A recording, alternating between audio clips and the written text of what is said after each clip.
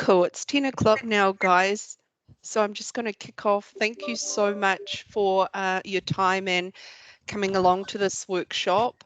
I'm Christina Rosenthal, so I'm the team leader for the Environmental Health Services team here at Far North District Council.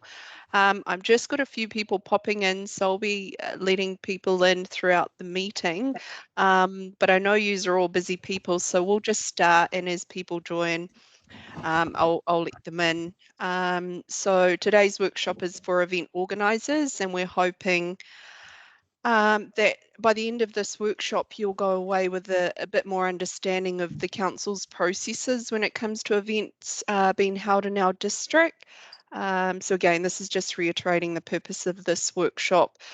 We do know that COVID is proving to be a bit of a challenge for you guys out there that bring all of these awesome events to our district, and it's just adding to the stress and the pressure around organising those. But we hope by giving you all of the information around council's processes, that'll hopefully take some of the stress away from what you guys need to do, the important stuff in organising these events.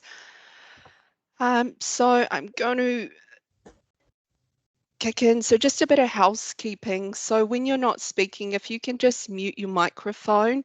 If you do encounter any issues with your connectivity, sometimes turning off the camera will help, hopefully.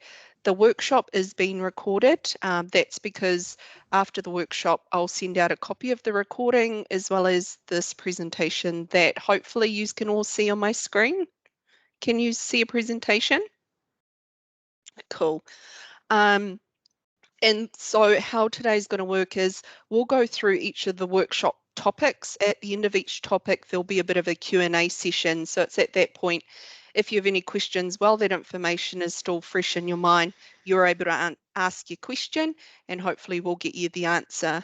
So there will be a Q&A session at the end of each topic we'll go through. I've still got people trying to chime in, so I'll let them in. Cool. So some of the topics we're going to cover in this workshop is there'll be a bit of an overview just to outline the processes involved when you're bringing an event to the Far North District.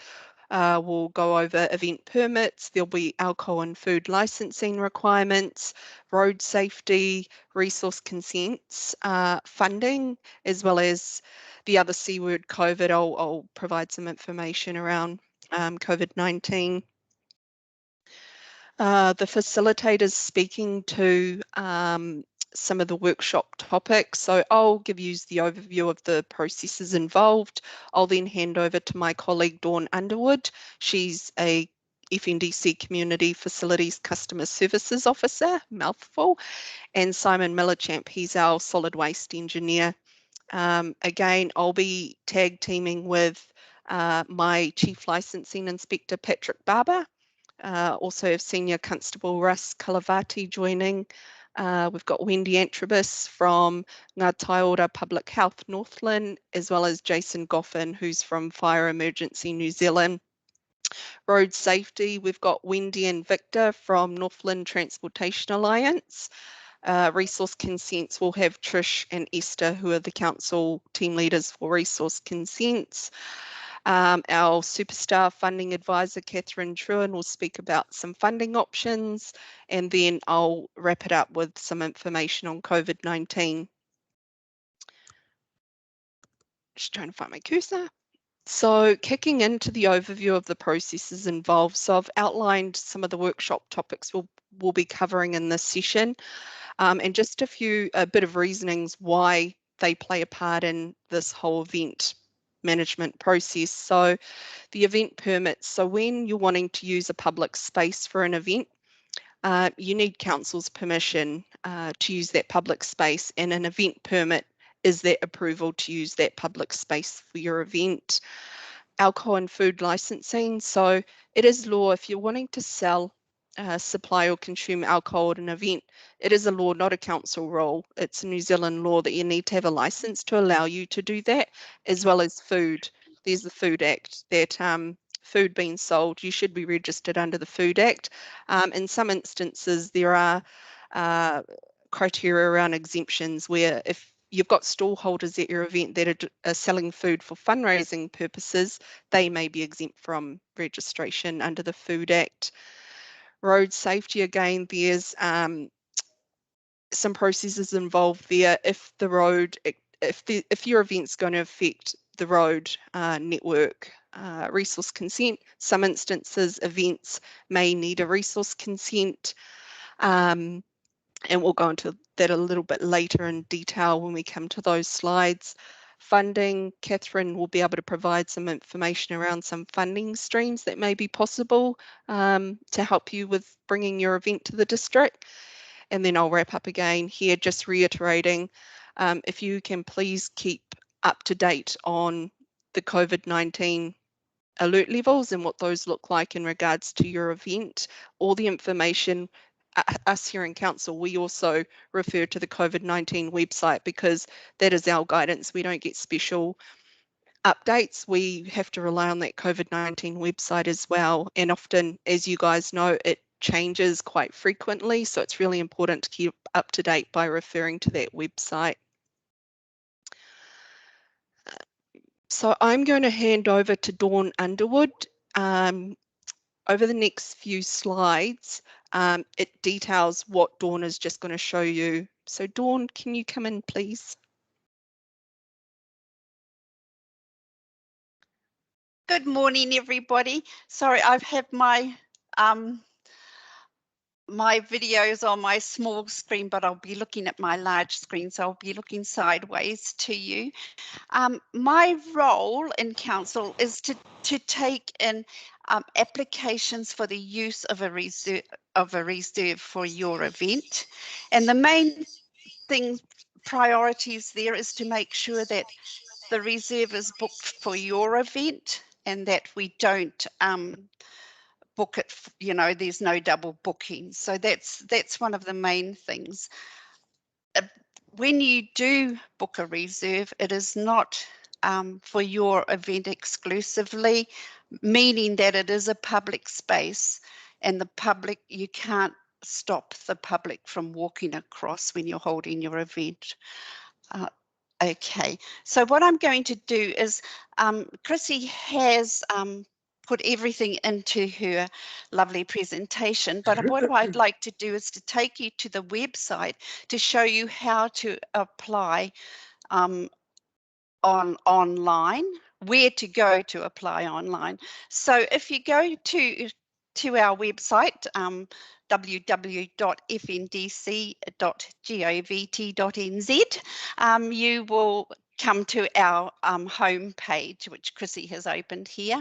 And I'm going to ask Chrissy to do a search and search, just, you can either put in parks or reserves. So put in whatever you want there, Chrissy, and then you'll see parks, playgrounds and reserves has popped up. So click on that. And that will take you to a number of some information about our parks and reserves. But the one you want to go to is book a park. So Chrissy, if you can click on that. And all the information that Chrissy has put onto her presentation has come from this website. So everything's here. So there's an overview of our parks and reserves, and really we want you to use the reserves. We want things to happen in the far north. We want you to hold your events here, and my role is to help to make it easier and to guide you through. When you apply online, we do ask that you send in with your application your health and safety plan and the waste minimalisation plan. And we ask, I can't accept or process an application unless those two things have been supplied with your application. So the on the front page, you can go straight to a template to help you get that together. And it's a good idea to go straight to there, get both of those documents ready and in place before you apply online. So yeah, open it up, Chrissy, and just show that it's what it is. So scroll down and it's all there for you to fill in. Right down the bottom are some examples of some hazards to identify. Keep going down.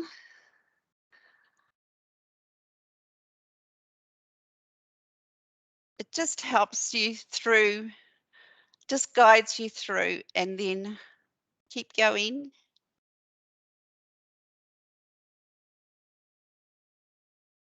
Down here are some examples to just help you, just to get your mind set around the health and safety plan. Now you have to have that when you hold a event. You are responsible for the health and welfare and safety of all your participants and everyone who's working, all your volunteers helping to run the event. Okay, Chrissy, please get out of that, go back.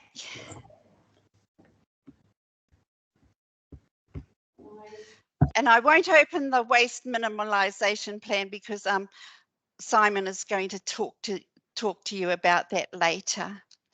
So now we break all of our events are broken down into different sizes. So we'll start with a small event. If you click on, if you just click on the small event. Oh, okay.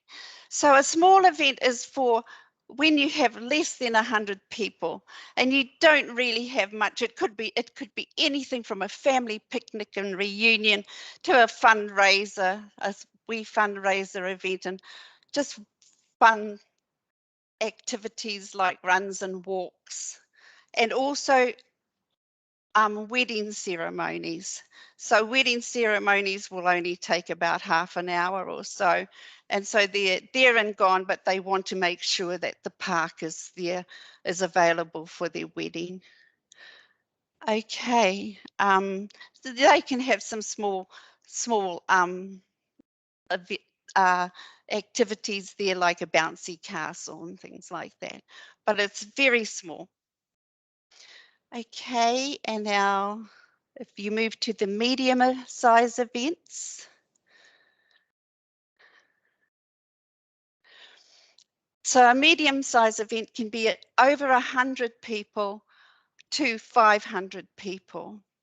These events are such things as triathlons, large scale sporting events, musical events with stages, and the circus. For these events, you'll be having more things happening at the event, and you might need special food or liquor licenses. You might have more bouncy castles and amusement devices. You might need building consent because if the circuses have to apply for any consent for the size of their marquees. If you're putting up a temporary stage, you'll probably have to get a building consent for that. But this will be covered later. There could be a requirement for a bond. Now we ask for a bond when the turf of the reserve is going to be affected. So if you're putting in a circus marquee, you're going to be pounding great big huge stakes into the ground, and it can cause problems with the turf.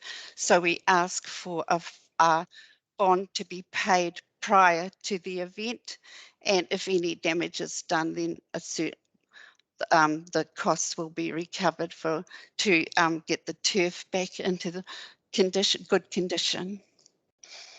I think that's all for that. So we'll go on to the large event. So large events it can be 500 people or more, but these events are where everything, everything is required. There will be, the main thing is resource consent will be asked for because it's going to affect everybody in the surrounding areas, and we need lots more help there. And they'll talk about that later. But we have very few of these events of this size in our area. Okay, but everything's there, so all your information's there on that page. Okay, Chrissy, can you go to, we have the apply online, but we won't go, oh, we can go to the front page of that, Chrissy. Yes, please. Thank you. Okay, so what we have, don't click on it here. We've got two applications there. We've got to apply for an event or apply for a wedding. We have two. The wedding event is very small. We don't ask for a lot of information there. It's a very quick application. Whereas the apply for the event, you have to supply your health and safety. You have to supply the waste plan. So, okay, that if we go into it, it'll take us through the process. So we won't go into it. It's very easy. It's just a quick question and answer. It's very easy to fill out. And then we have our terms and conditions of use of a reserve.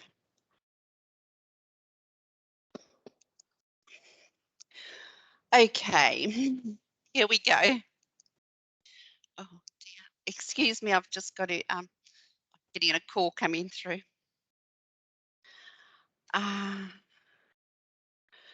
Okay. Okay, so we have a lot of terms and conditions for the use of our reserves. So it's just to make sure that our reserves, there's a minimal impact on our reserves. And we ask that you follow these carefully. We ask that everybody reads these very carefully, and they have to sign off that they have read them and understand the conditions.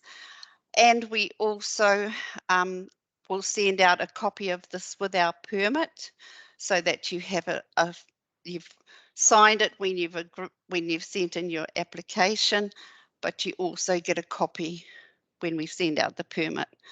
So please read them very carefully. And that's me, I think. And I will pass it over to Simon now to talk about the waste plan.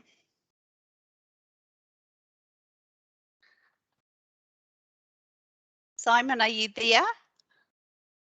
Yes, I'm here. Okay. Just before I go into the waste plan, Christina, can you bring up the that screen just on the general comments on reserves, please, that Rob put in there, please?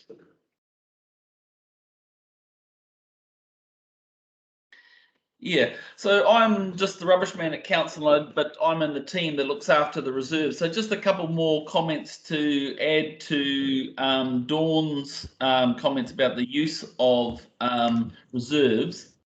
The quick thing here, I guess, is to have a have a bit of a think about the reserve before you book it. One of the issues we do have with reserves is people don't really consider the impact that their event has on the reserve. And yeah, just to consider that, because essentially council's view is that any damage or costs associated with the event have to be borne by the event holder. One of the main considerations is the weather. Some people will have a look at maybe come along to a reserve in summer and plan their event on that basis without considering the condition of what the condition of the reserve is going to be 3 months later in winter when they come and have it. One of the major problems we do have with events on reserves is the damage to the turf from vehicle access, etc., etc. So just bear that that in mind when you are planning an event. If you're going to have trucks, equipment on site to set up equipment, deliver stuff, or to actually operate out of, just have a think about the weather conditions when the event is actually coming and the effect of those vehicles on the reserve. You may not get permission to run big trucks or whatever onto a reserve during winter just because of the damage that is occurred there.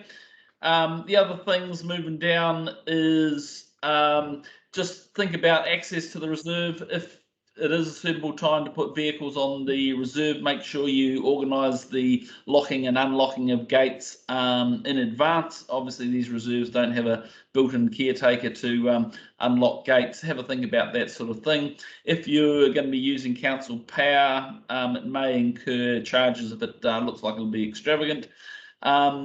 The toilet facilities, etc., if you will need also to be thought about by the event organisers. Some of our reserves do have limited toilet facilities, but they're not, if you're going to have a wedding with 20 people, it wouldn't be an issue. But if you are going to have a larger scale event, bear in mind that the toilet facilities aren't designed for that, and you'll likely to need public loos or toilets, etc. If you're having an event like a wedding or something, and you may want the toilets cleaned nicely or something beforehand, the toilets do get cleaned regularly. But if you want to request a special clean or additional cleans or whatever, make sure you do put that into your event application, but be aware there may be extra charges for that. I don't know, Christina, does anyone want to ask any questions just on those sort of general issues of the physical access to events, to reserves, etc. at this stage? Kia ora koutou. My name's Hine Whare Haroura. I'm here in Waitangi. Sorry I was a bit late. I got all confused about how I was getting on and whatnot, and I lost the link. Can I just ask the gentleman that's just been speaking? I can't see anybody's names under. I'm Simon. Oh, Simon. Kia ora, Simon. Kia ora, Hina Whare. This in relation to the reserve. We use the reserve over here in the island every Waitangi, and there's a boat that is constantly there, not the boat in the water, the rowboat on the reserve. What happens and why is that boat still being allowed to remain, Simon? Look, I'm sorry, I don't know. I'm just filling in for the I'm the rubbish man here at council. I don't know, but from overhearing sort of things around the office, I gather that quite a few of our reserves do have encroachments onto them. Encroachments is where private people put buildings, boats, all sorts of stuff on our reserve. And I know that the council has a number of these encroachments on our reserves, and they're working through the processes to get them resolved, but they tend to be quite long, drawn-out processes. So I'm sorry, I can't answer about that specific one more than just to say that if I'm sure someone in council is aware of it, and I know there is a long list of encroachments they are working through. Simon, sorry, Simon, what's your other name? Your Millichamp, as kia ora, Simon. So obviously you'll be working with us in relation to Waitangi, because one of the things that we're looking at is an overall arch of the rubbish collection, rather than marae you do something, reserve you do something, and treaty grounds you do something. So no doubt we'll be contacting you to do an overall arch kaupapa of rubbish in relation to Waitangi Week, not just Waitangi Day. Kia ora. Kia ora. So, and I just want to, this encroachment scenario, I think that would probably be you, Dawn? Where does that come into play? Because, that boat's been there for years. I mean, there's a big move from the hapu here in Waitangi to actually remove the ship. But in the meantime, the rowboat has been allowed to, like you say, encroach. So how do we do that, Dawn, to try and get that removed? Kia ora, Hene Whare. Yeah, no, I think that, kia ora. yeah. This is something that probably Rob Stewart from the district facilities team would be able to answer more than me, Hene Whare. Are you there, Rob? No, Rob isn't here today. I'm sort of filling in for him because I'm in the same team. But I Yeah. think in general, rather than answer that specific thing, I think in general, event organisers should know that if there are encroachments on reserves, the process to get rid of some of those structures, whatever, boats, etc., are long and drawn out. So yes, report them if you're thinking about using a reserve and there's something like a boat in the way. Please report it to council reasonably soon. But as a general warning, I would say, don't assume that that encroachment's going to be removed immediately. Yeah. If you come park something on my property, I can get it removed quite quickly. Unfortunately for council, it's not that quickly. Presumably, Hene Whare, you have reported that. I know the Hapu has. I know the Hapu has over years and years. It's been there for zonks. Yeah. And it just becomes part of the landscape of Parunus. Yeah. So, yeah. And look, I'm sorry, I'm not aware of the specific details of that, but yeah, follow it up through an RFS, yes. and there'll be somebody will be aware of what's going on there, I'm assuming. Good. Any other general questions before we move on to the waste management plan part of it? Okay, well, so moving on to the waste management plan. Essentially, the overview here is that as part of your event planning, the council expects you to deal with the waste associated with your event. That's the waste both that's directly associated, if you've got food stalls and that, the waste that comes from those food stalls themselves, but also from, the general waste involved with you inviting 300 people along to a council reserve or something, then you're expected to look after the waste that those people bring along as well. Just as an overview, I guess, rubbish is a very unglamorous part of life, unfortunately, and often when people are organising events, they think about the gas for the barbecue and the sausages for the sizzle, but the tail end of it is often overlooked. Waste disposal, collection and disposal is a cost for council. In the bad old days, we used to just throw it in a hole in the ground. Now, all the waste we collect in the far north has to be trucked down to Whangarei, and that comes at a cost. And so, the event organisers are expected to look after the waste. The good news at the bottom there of the screen of that blue box, you can say that free advice is available through our contractors, Eco Solutions. So if you're wondering how to come up with a waste plan, one, you can contact me at the council and I can help talk you through it, or you can contact Eco Solutions. Essentially, for smaller events, if you're just having a wedding or something with a few people, we're quite happy that your waste plan just involves you taking away the rubbish yourself. When it comes to larger events, though, we want to know that the rubbish has been taken care of rather than just stuffed in the nearest rubbish public litter bins, etc. So that's where the waste management and minimisation plan comes in. And for larger events, the default or the basic advice we give is that you engage a professional waste company team provider to supply all the bins that are required, etc.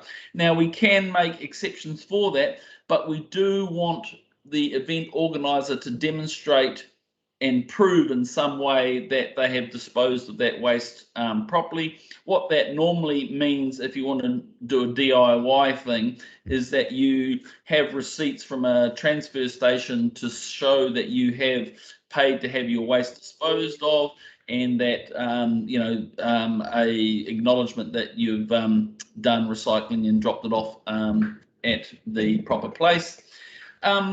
Christine, can you bring up the waste minimisation plan just to quickly have a quick look at?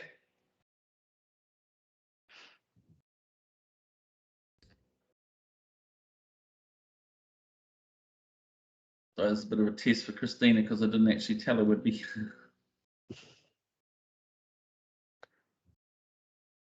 Well done. Yeah, so on this, just scrolling down a little bit, please.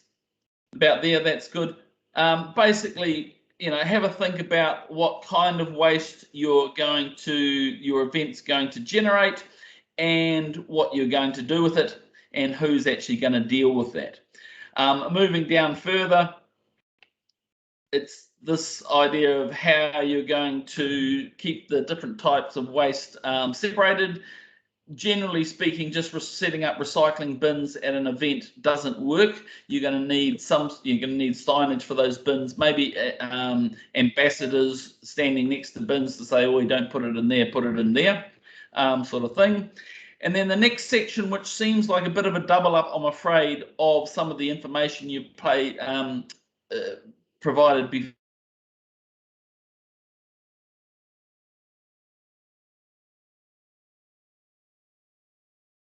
Is he frozen? Yeah, it looks like it. I think we've all frozen a bit here.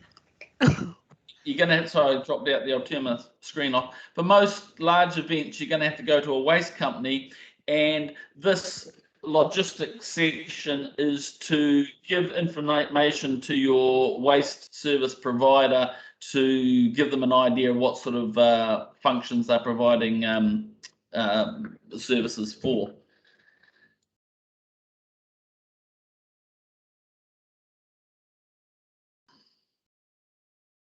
I'm not sure if I'm still. Can you still hear me now? It's got the screen's gone back again. Can you scroll down a little bit further, please, Christina? Sure. Okay. And then just keep, on the rest of that form is designed to be filled out by the waste service provider, and then they can estimate how many recycling bins, waste bins, or etc. that you need.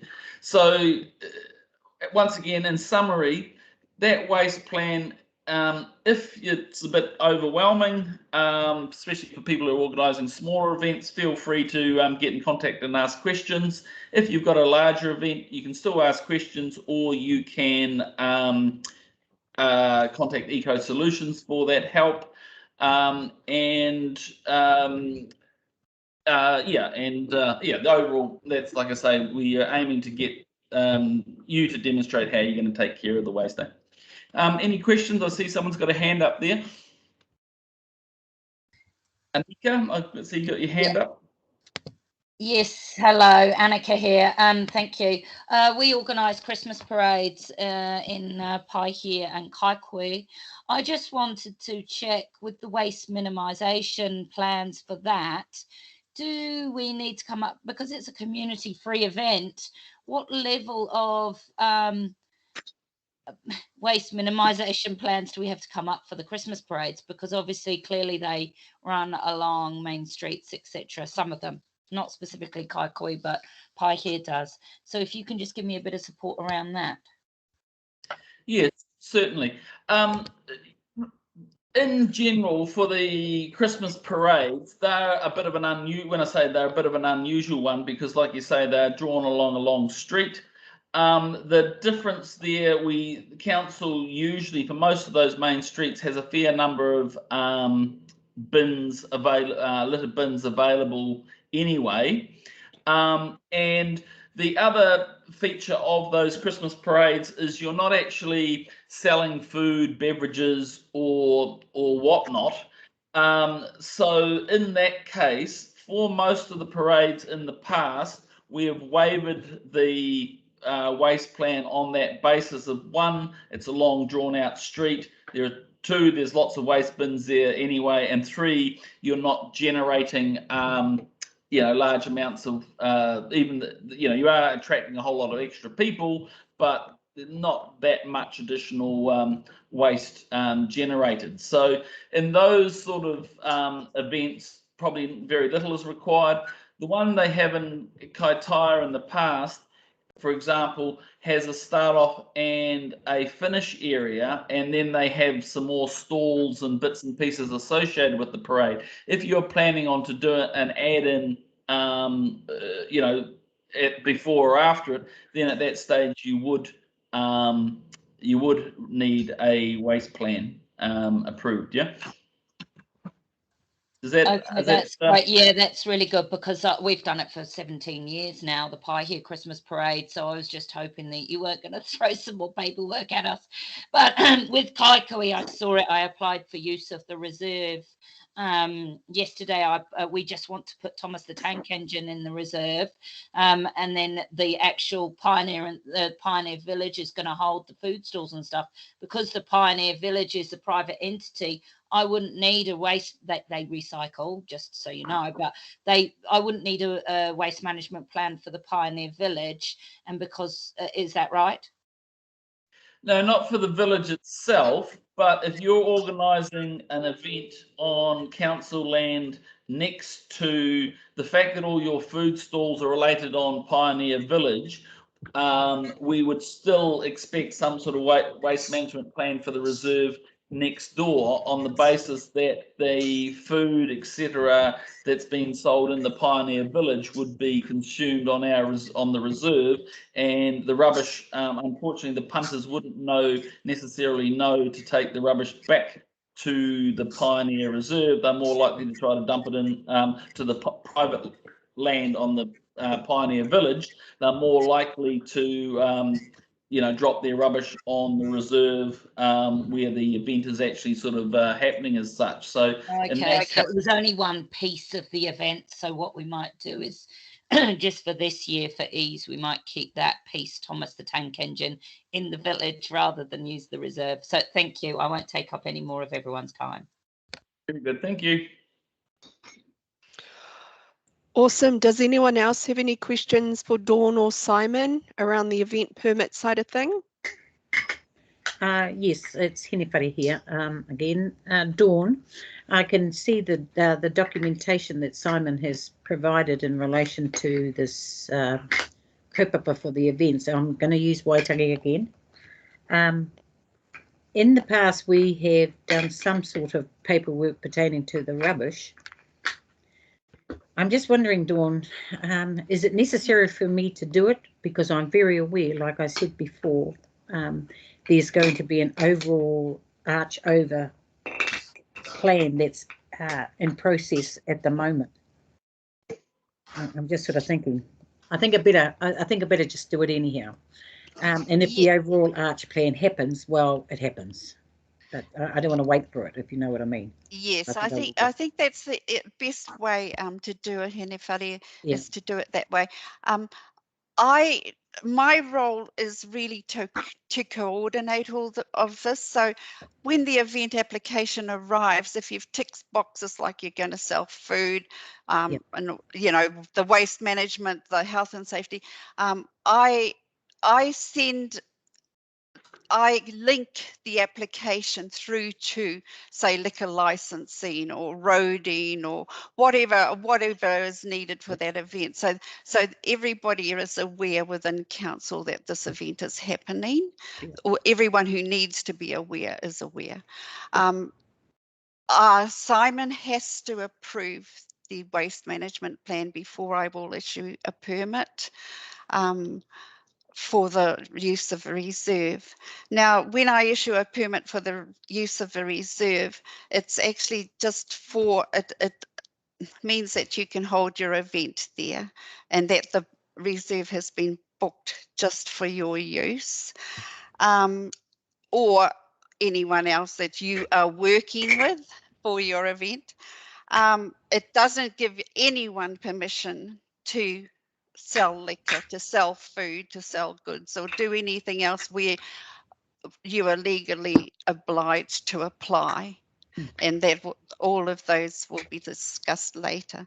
So as soon as the health and safety plan and the waste management plan has been approved, I can actually then issue the permit. And the thing with the permit is that things like liquor licensing, they require that permit to show that that piece of land is going to be used for that event. So yeah. Cool. I think that's all, but there's tick boxes within the application form to say, are you going to be selling food? You just tick that box and say yes. So I can see where it has to go to. Yeah, because I know that we were hesitant to even go for a provider. We've got Northern Waste, but we're hesitant to do it, knowing of this overall arching plan that's supposed to be put into place. And if Simon, if you're not aware of it, that tells me that they haven't got to you yet. So I'm sort of thinking, okay, I'm going to start doing it just as us. And there's some space in the application to write comments like that, so I can see. Yeah, okay. I'll wait for those then. Very good. Okay. Awesome. Any other questions? I'm just reading the chat thing here. Annika, and in relation to the waka ama, and I've said it's the actual rowboat. What were you going to do if it was a waka ama? Because I'll just give you an example. We pushed it into the water yesterday, and this is the double hull, and it was horrendous, you know. And we just made the decision. It's not going back up on the grass.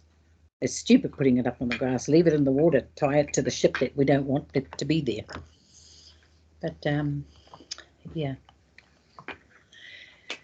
You're going to say something in relation to it being the waka.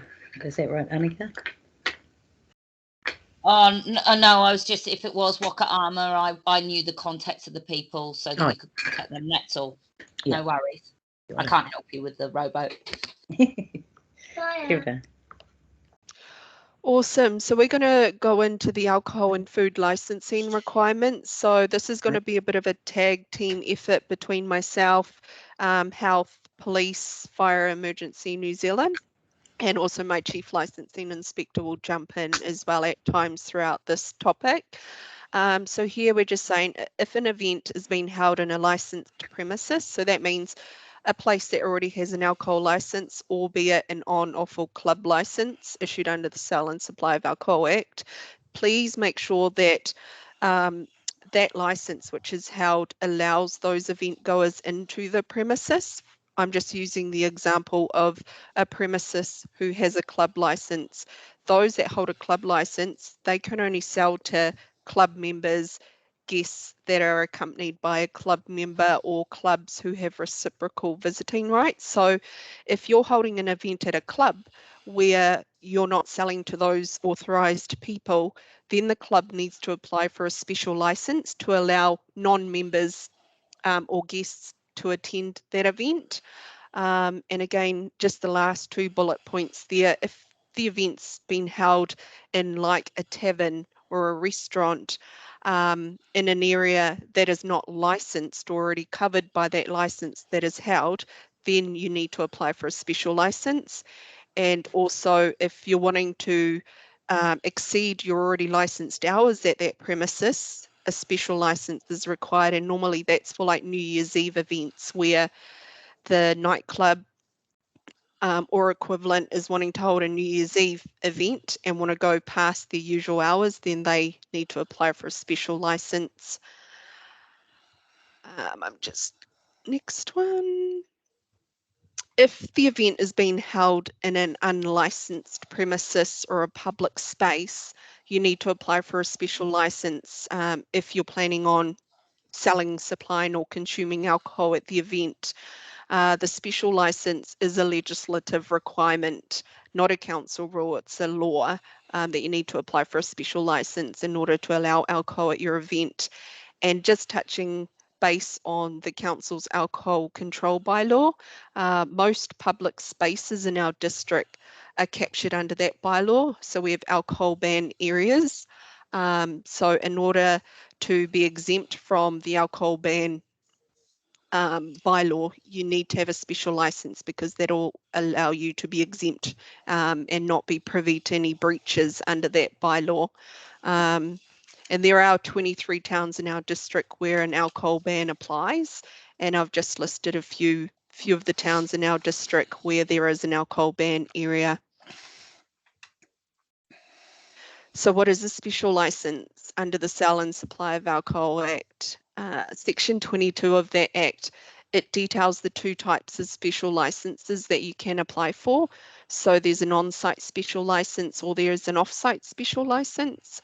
An on-site special license allows alcohol to be sold, supplied, or consumed on-site at the event. An on-site special license is equivalent to a tavern, so therefore water, signage and food requirements apply, and alcohol sold must be opened at the point of sale to avoid your event goers from stockpiling the alcohol. An off-site special license allows alcohol to be sold to people attending the event, but it can only be taken off-site for consumption elsewhere. Holders of an off-site special license are equivalent to a bottle store. So this means, again, whatever they must sell needs to be sealed and taken off-site for consumption elsewhere. How to apply for a special license. So we've got the special license application form on council website. It's got a bit of a checklist which indicates what you need to provide with your special license application. Just reiterating, if an application is missing information or there's blank sections in the application, they'll be deemed incomplete and returned to you. And for large events, we need an alcohol management plan provided with your special license application, please. The filing of these special license applications. So for small to medium, it is legislative requirement that they're filed 20 working days before the event. And for the large events, we do need 40 working days because there's a lot more to process for the large events.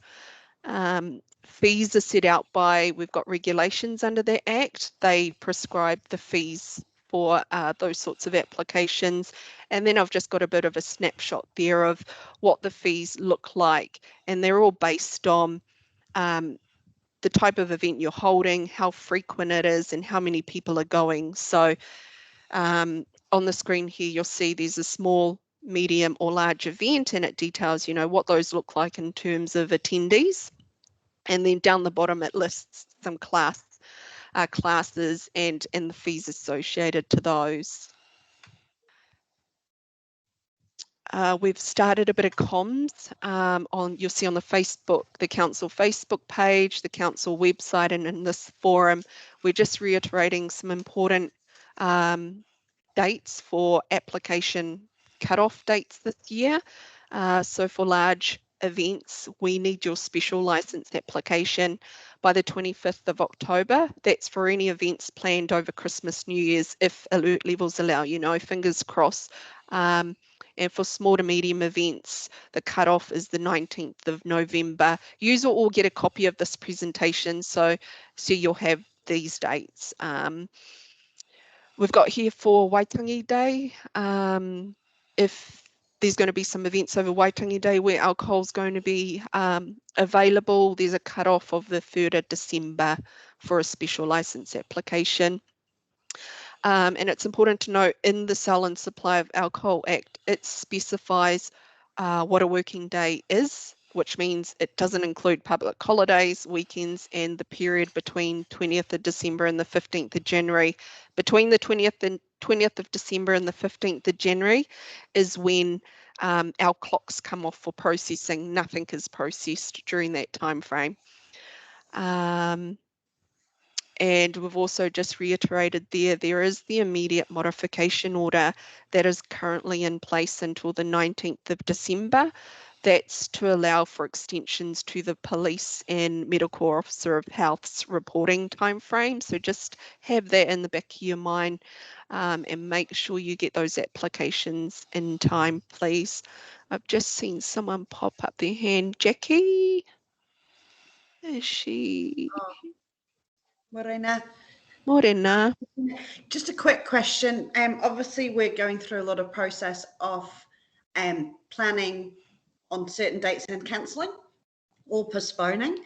But for a lot of our major events, I can't actually confirm the alternative date because everybody's doing the same thing. And so, you know, sort of the difficulty for me with a lot of the artists is they won't confirm an alternative date. The way that I did with 660 is because it was one band, you know, so it was a lot more controllable. I was able to put 2 or 3 alternative dates in my application.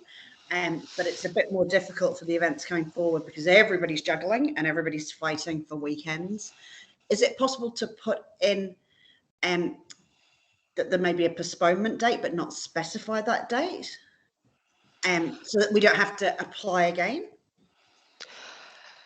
It's a bit hard on that one. So the district licensing committee make all the decisions. What we're finding before we went into the recent lockdown, we had a number of events planned for, you know, early October and whatnot. So obviously those were unable to go ahead. So what happened in that instance, we issued based on the original dates that they had planned to hold the event. Obviously COVID affected that. So we got a new date for the event to be postponed or to happen on and sent that off, and the DLC were prepared to amend the special license to the new date, because they take on board, you know, the uncertainty around COVID alert levels and whatnot. So there is the ability to submit a request to the district licensing committee to postpone your date if it's been affected by COVID.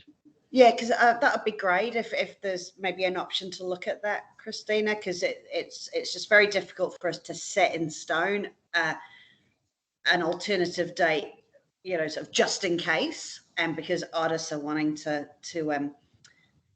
kind of like book themselves ahead. But if we did have to cancel, we can then go back and definitely lock in. So so that would be great if that's an option. Thank you.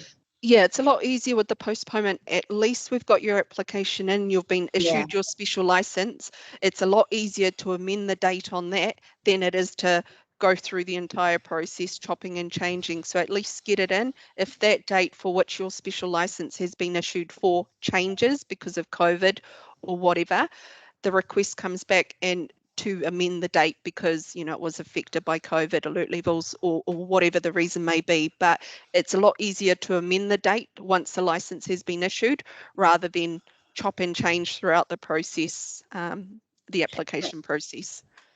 Thank you. Cool. Hene Whare, you got a question? Yes, Christina. I'm looking at Waitangi Day events. I know that the Copthorne sells alcohol. There's nothing wrong with that. But do you actually get licenses, or do you get applications to have either on-site or off-site alcohol requirements during this period of Waitangi? Not that I recall. Often if Copthorne, we've never had any for the Waitangi Day events that happen, you know, on the domain opposite Copthorne. From Copthorne, they do have an alcohol license standing, and if they do plan on serving alcohol on the grounds around the Waitangi, you know, the Copthorne complex, if it's not licensed, they apply for a special license to allow alcohol on there. But I'm not aware of any license applications for Waitangi so far from Copthorne or anyone else at this point in time. Yes, because you know, we don't want to be promoting anything like alcohol during that time. It's during that week, actually. Like I say, we know Copthorne sells alcohol. Leave it at that. But to have other people making applications on-site, off-site, special requirements and all the rest, we're not interested in that. And we would be appreciative if any types of those licenses came through, that we would cite them, because we're not into promoting that type of alcohol, drug, and all that paraphernalia during that time. Kia ora. No, fair enough. There is the ability to oppose a special license application, so we will note that for any applications we may get for Waitangi or in or around Waitangi Day, we can notify you of those applications. Anyone has the ability to oppose an application. Kia ora. Jackie, is your hand still up or you're done? No, I was done. So yeah. Any- So mine was my question was just with regard to other events, not Waitangi. How do you get rid of a hand? Up by Go where ahead the and move my hand. No, mine's still on. Okay, lovely. I'll go here. Trish, did you have a comment? Just making sure that Jackie's staying on when we present. Are you staying in, Jackie? Was that Resource consents. oh yes, I'll be staying on. Okay, yeah, we can wait, Chrissy. Thanks. Cool. Rena, did you just want to mute, please? I think there's some. Pretty good. Thank you. Can do it. Kia ora koutou, Lisa Brophy. I've got a question. And on the back end of COVID, if you have paid licensing fees, what's council's stance on refunding fees that have been paid due to COVID? And your event can't go ahead. The fees are non-refundable, but we do sympathise with COVID. It's out of your guys' control. You aren't cancelling it because you've changed your mind. You've cancelled it because it's unable to proceed. So in those instances, all you need to do is send an email through to the District Licensing Committee for a request of a refund, and that sits with the DLC Secretary who considers those refund requests. You can, yeah, it's at that delegation. She's able to approve them or consider holding them for another event when you know a date. It's those discussions need to be sent through to the District Licensing Committee. But yeah, definitely we sympathise. You know, events are just being affected so quickly and often by COVID. It's not fair to hold some money for an event that hasn't been able to go ahead because of COVID, but those requests need to go through to the District Licensing Committee for them to consider a refund or to hold it for a new application when you know a new date. Ka pai, kia ora. Kia ora. I'm just going to finish and then we'll open it up to a Q&A, otherwise we'll run out of time and we've got quite a lot to chew through. So I will open the floor back up once we finish the alcohol and food stuff. So what happens once you've filed your special license application? So again, there is some processes under the Sale and Supply of Alcohol Act. All of those applications go to police, go to the Medical Officer of Health, as well as one of Council's inspectors. So they are legislatively required to look into every application and provide a report to the District Licensing Committee, who have the overall authority to make a decision on your application. What happens once you've filed? So again, there's some criteria that police, the Medical Officer of Health and an inspector take into consideration when they're looking at your application. It's criteria outlined in Section 142 of the Alcohol Act. It's all about, you know, is your application going to achieve the object of the Act? They look at systems you have in place, what kind of food you're going to have at the event, water and so forth. All of these are on this slide, but there is set criteria in the Act as to what we need to consider when we're looking at your application. So it's really important your application is able to demonstrate to the reporting agencies how you're going to meet the criteria, which is legislative, you know.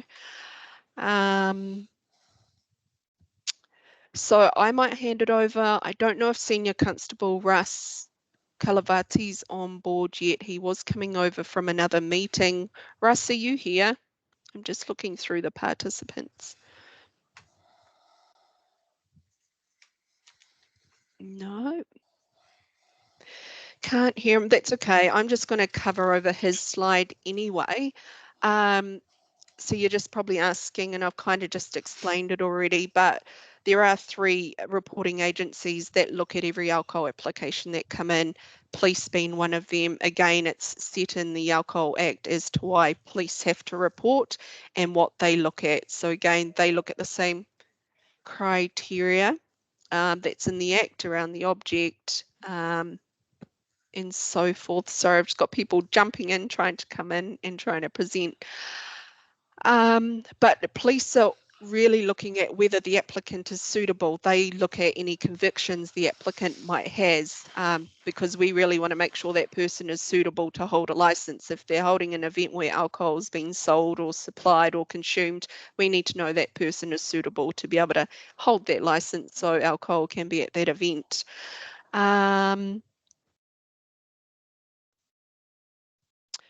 We'll hand over to Wendy. She's from the Medical Officer of Health. So Wendy, are you able to chime in, please?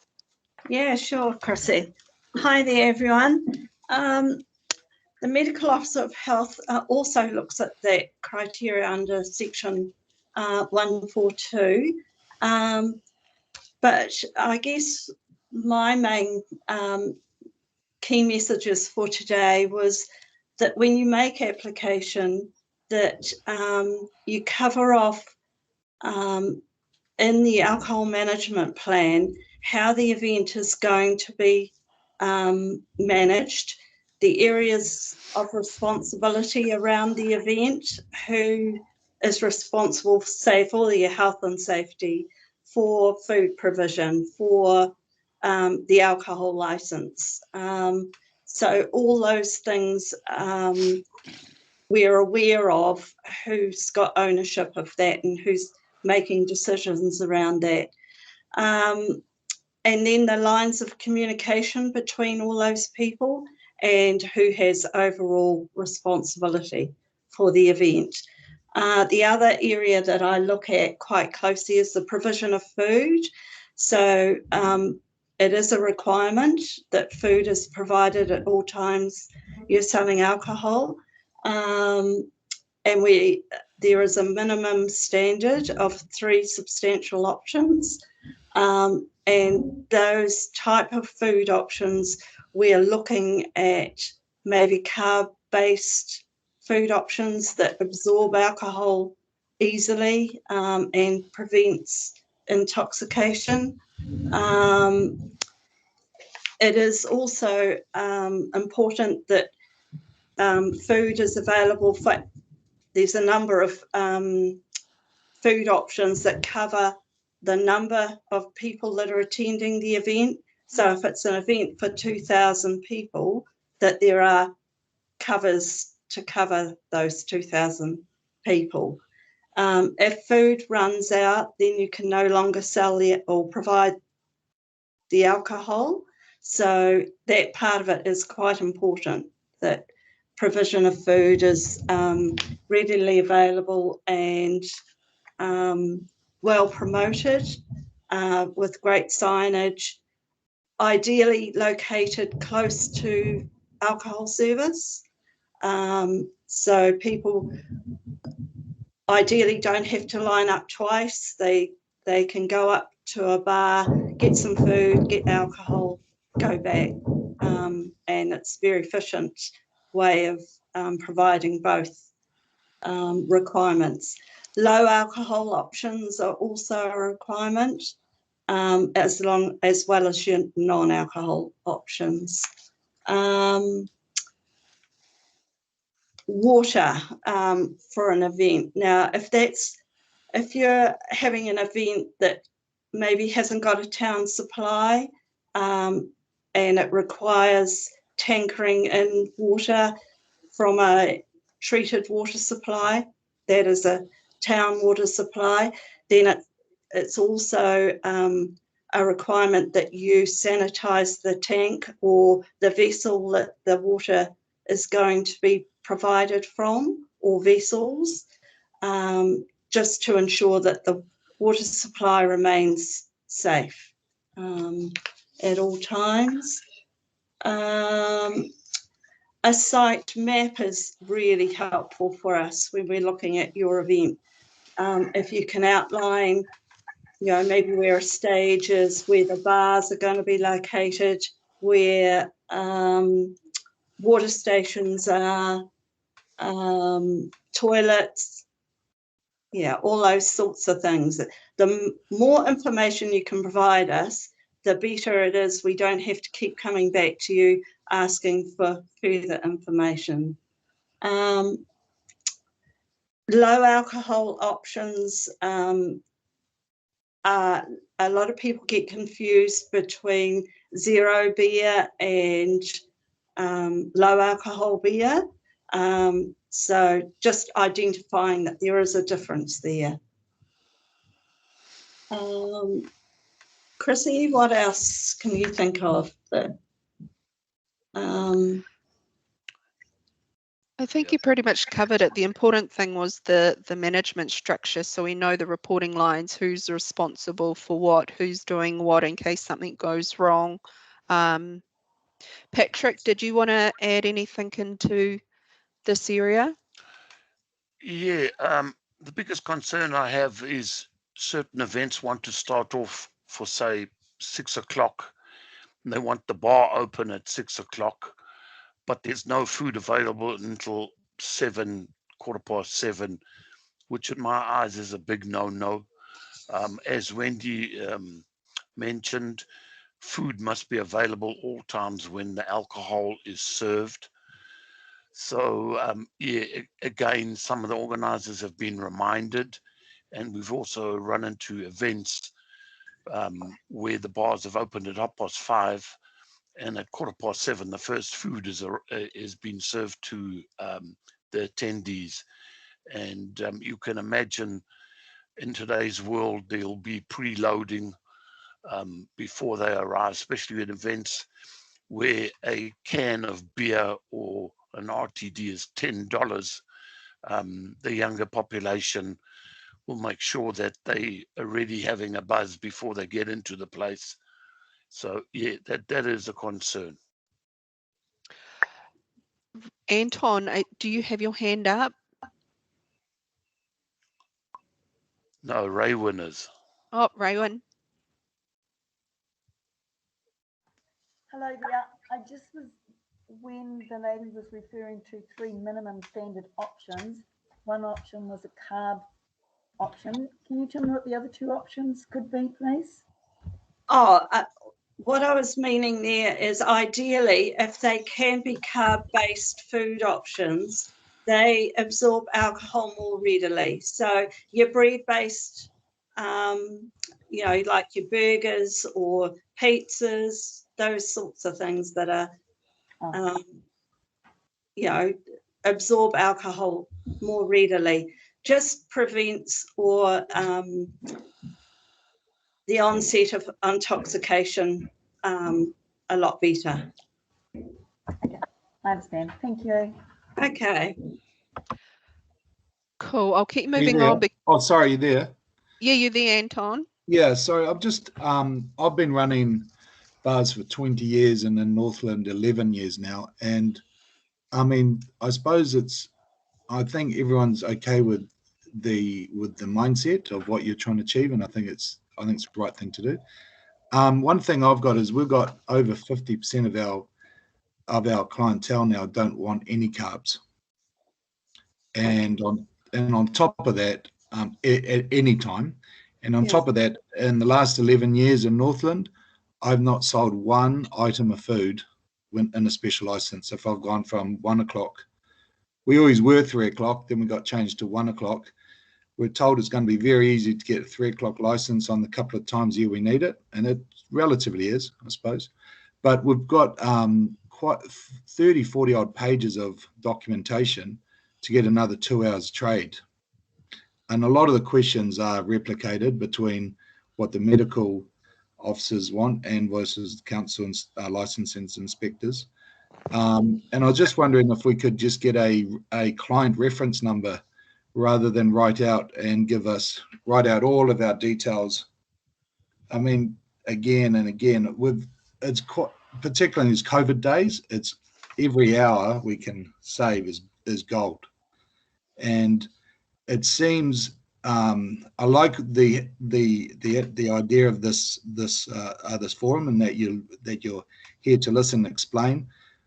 But if we can look to improve as well, whether it's flexibility, whether it's automation, streamlining, and I'd love someone to come out and see that we actually just give food out because nobody buys it.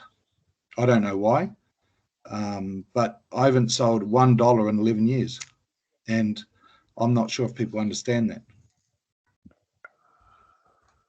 I guess, Anton, I'm not quite clear, and I'm very happy to come and see you, you know, at another time. Yeah. But essentially, it is a requirement to provide food, and perhaps it's more the 1 o'clock to 3 o'clock that is perhaps not where the food provision is the high feature of the night. But I guess what we're saying is it is still a requirement to have it available. It is amazing how many people come out of a licensed premises at 3 o'clock and go looking for the pie cart, you know. So, yeah, it's possibly about maybe what's available that could be an issue, or it could be, yeah, a number of reasons. But yeah, I'm happy to talk to you and yeah, see how we can work through it. Yeah, I think my point is that to be prescriptive on food types is probably a little bit step too far, and that if people don't want that food, you're making it worse for people. I accept that. That was just an example, and it is a recommendation that at least there should be some carb options, because it is known that it will absorb alcohol more readily and satisfy people. They won't drink as much alcohol once they've got a belly full of food. So that's just my point. Okay. In regards to your comment, Anton, about, you know, the client reference number, I'll note it down and kind of have those discussions. It's definitely not in my delegation to approve those sorts of things, but I've noted James is also backing that recommendation. So I've noted it, I'll take it away and speak to the district licensing committee, my managers, to see what can be done in that space, and I'll keep you up to date on Awesome. that. Thank you. Thank you.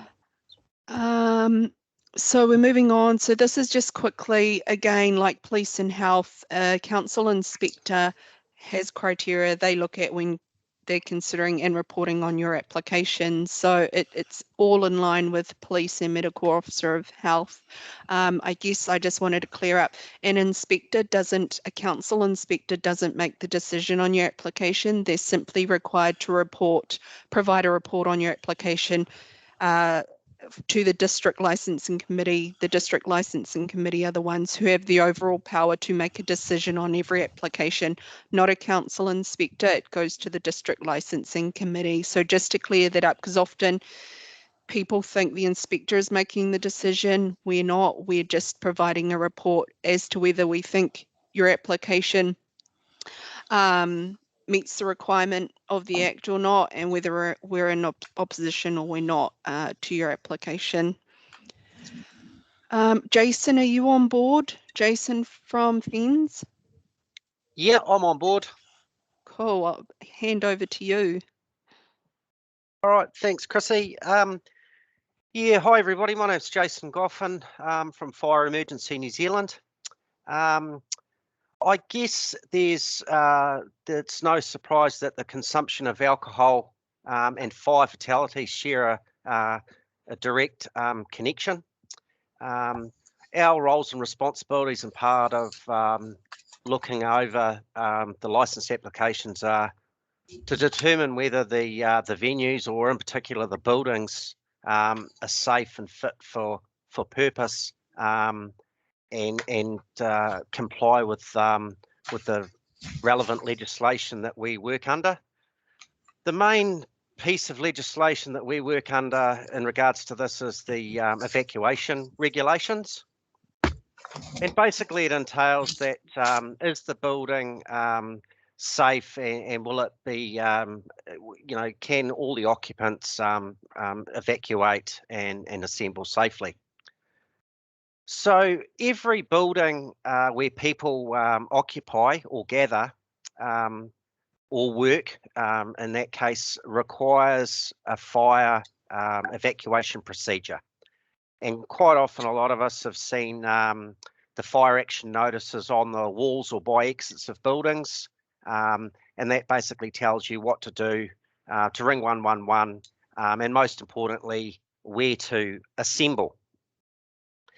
The key threshold that differentiates between a fire evacuation procedure and an approved evacuation scheme generally applies to one thing for special events, and that's occupancy numbers. Now, the number is 100 persons. If the occupancy exceeds 100 persons for a building, an approved evacuation scheme is required. Now, the difference between an evacuation procedure and an approved scheme is that the scheme is actually looked into by us, and quite on a number of occasions we visit the building and we approve it and make sure that it's suitable and fulfills the legislative requirements. So quite often when prospective applicants fill in the forms, they get confused whether they only need a procedure or they need an approved scheme. And quite often only the building owner will be able to, will know that. And so they might not understand whether the venue that they're having their event is suitable for their requirements. Now, the other important thing to understand as well is that is the venue that you're proposing your event to be held at, is it suitable for the size? Is the occupancy numbers going to exceed what the building is designed and capable of? So that's another thing that you really need to check.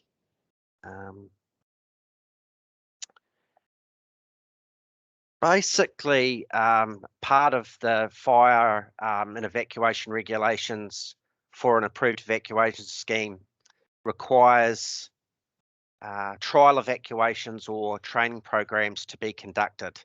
And the frequency for this is every 180 days, a trial evacuation or training needs to be conducted. Just to let you know that this requirement at the moment has been suspended due to COVID.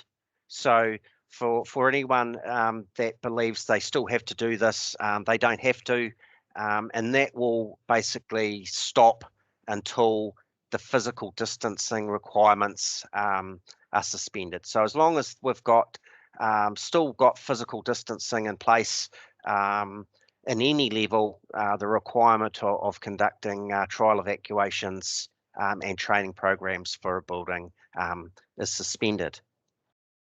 Generally, for large open air events, our concerns are a little bit reduced because the assembly or the occupancy doesn't involve a building, and that might be things in parks and reserves or there's basically just pop-up marquees and so forth. But the bigger the event, generally the applicants supply an event management plan outlining the exits and assembly area, and most importantly, when there are significant numbers, how the crowds and people would be managed. Sometimes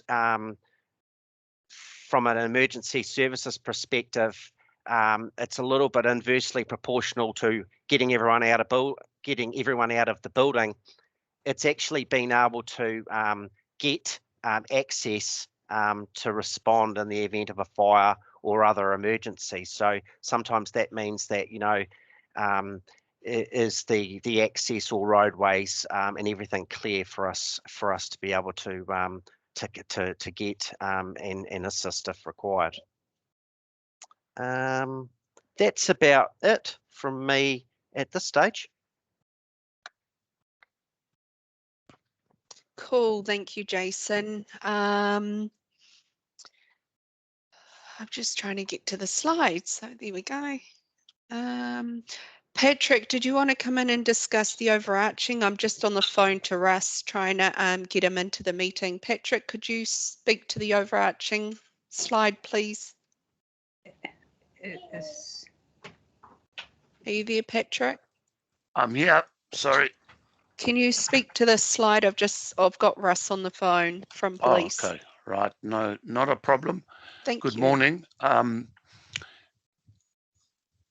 As stated on the slide that you're looking for, a good example is the Manganui Waterfront Festival.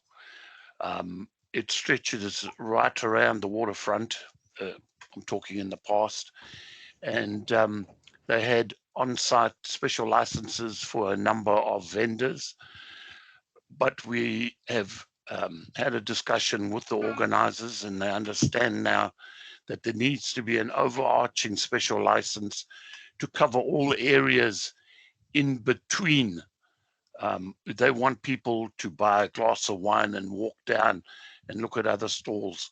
That area somebody needs to be responsible for, and that's why the overarching license, special license is necessary. So the organizer will put their hand up and be responsible for those areas in between.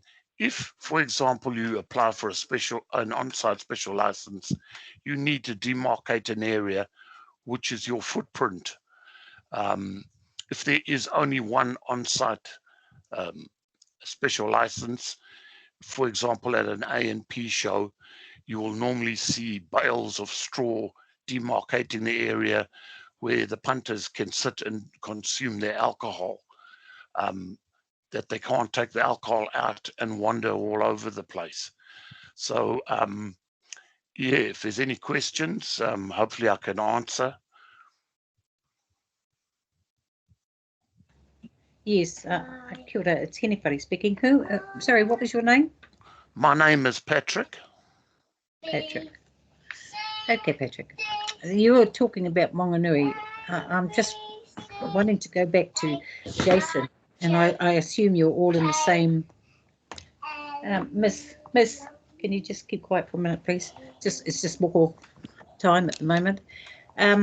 I just want to go back to the outdoor events that you were talking about, Jason, and I assume that you're all part of this, Patrick and Jason, because fire and emergency. On the 28th of October this year, there's at 9:30, there's going to be a tsunami warning given here in the Bay. I don't know where else. And I was in a meeting last night,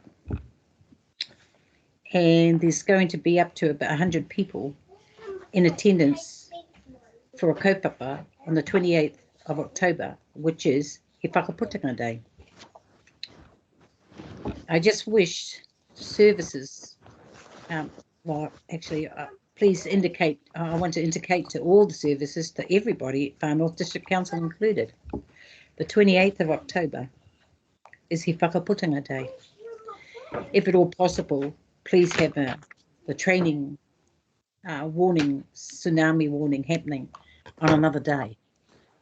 I don't know if you can change it, but I just want to share on this platform what came out of the meeting last night in relation to, and I'm bringing it up at this stage here amongst the emergency services. No way are those who are going to be in attendance at the Waitangi Marae on the 28th of October going to be moving. So I just sort of thought I'd share that with you. It is an outdoor event, because it will be held down at Taurangatira. I did inform them that the warning siren will be activated, and it will be just a, well, what do you call it? A trial evacuation. So I'm just, how does that? I don't want you all rushing into arrest if Officer Russ is on the thing. You know, I just think we need to be able to discuss this a little bit and try and come up with something. But I'm letting you know that there may be more than 100 people in attendance, and the corridor that went during the meeting last night was, we ain't moving for nobody. This is our day. So sorry, I just thought I'd put that on the table today. No, fair enough, Henefari. I've definitely noted that it's probably something through civil defence and them working. I'll note it and follow it up with you after I've talked to the relevant people. But just because we've got so much in relation to that, while I acknowledge, you know, the passion that you have on that, I'll note it and make sure we go through the right channels there. But I'll come back onto this because we've got still a bit to chunk through, and we've got till 12:30, but we've still got a number of topics. But definitely I've got that down, and I'll make sure we can see what we can do in that space for you. So Patty, did you want to discuss the overarching special license slide? Yeah, well, I think there's Raywin has put a hand up if Raywin wants to ask a question. I think that's been up since she spoke, but I'm not going to take any more questions yet. We've got the Q&A forum at the end. I want to get through all of the stuff, and then we'll open it up so people can ask any questions they may have. Okay, great, not a problem. As you can see from the slides, these are the application fees for special licenses. So for example, a large event, the organizer is required to apply, all depending on if there are going to be on-site or off-site special license stall holders. As I say, it's up to the organizer if they're going to allow, be it a winery, be it a brewery, be it a distillery, to attend their event. So that, for example, a large event would be $575. The stall holders, again, the same $575, but as it stated, they can put a written request through to the secretary of the DLC, who more than likely might drop it down to 207. Yep, and if there's any, I would suggest any other questions to ask, please ask them now so I can talk a little bit further on it.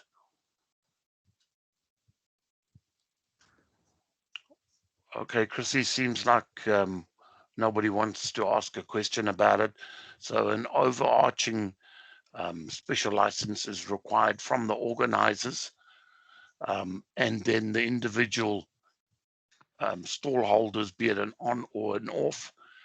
Again, an on license, on-site special license, if there is only one and nobody else is applying, that particular person must give us a footprint of exactly where the alcohol is going to be consumed. If there's no footprint with the application, unfortunately, it will be considered to be incomplete.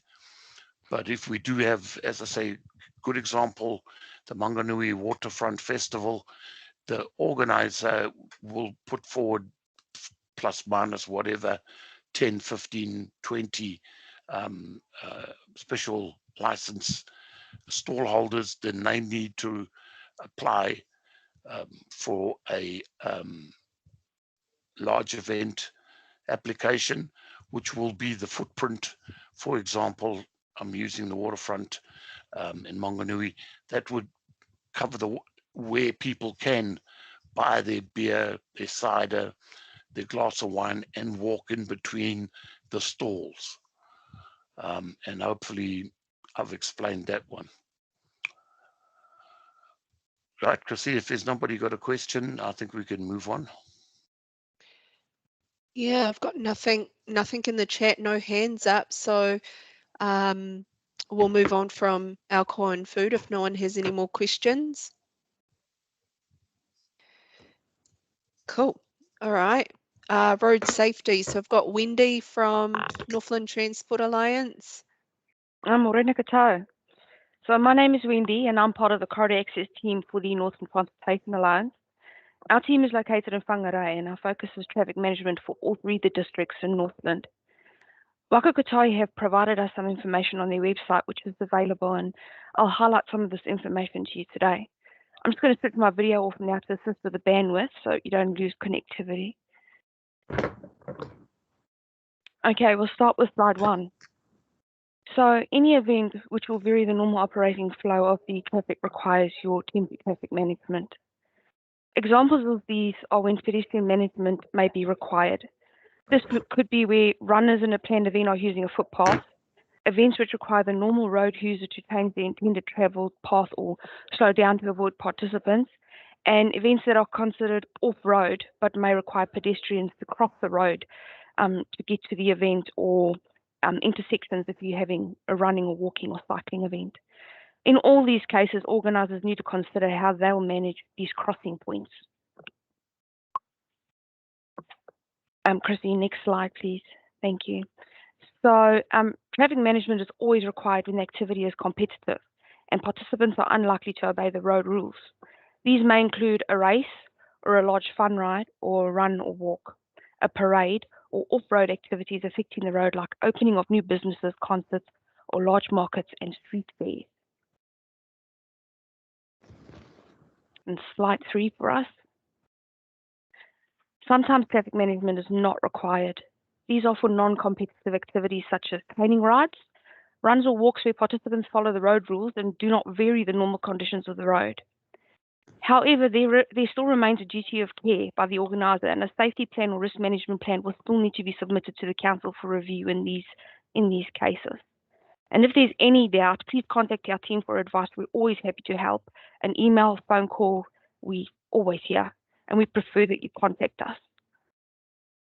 Next slide, please. So special planning for events. Events create risks that are different to normal on-road activities.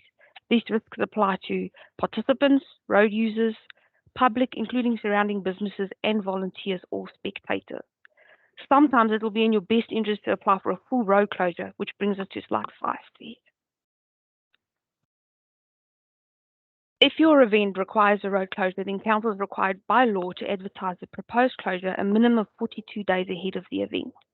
Because of this requirement, council needs all applications for temporary road closures to be submitted to council a minimum of 3 months prior to your event. In these situations, it's best to get in contact with us to discuss if you really need a road closure or if your event can operate safely under a different setup or traffic management. I'll use an example. In the Kaipara district, we have the Mangawhai Christmas Parade, which no longer operates under a road closure. We now call it a mobile activity because the procession is moving along the road. So it's brought their time that they need to apply prior to the event down by a couple of weeks instead of just 42 days or 3 months. And this brings us to our final slide, which is question and answer.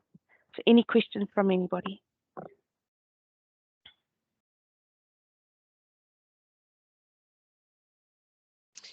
I have a question. Sorry, I couldn't find the hand up. It's Annika. Can you just repeat what you said about the parade again? For Christmas parade, in the Mangawhai area, so Kaipara district, it always used to act under a road closure. To bring down the application time, give them a bit more time for organising, we've taken it away from a road closure and moved it to what we call a mobile activity. So the parade is now moving down the road instead of standing still, and this has taken them away from having to have to do a full road closure, and we just have detours in place, or vehicles can still travel in front of or behind the procession. Okay, and is that something that the Whānau District Council will do?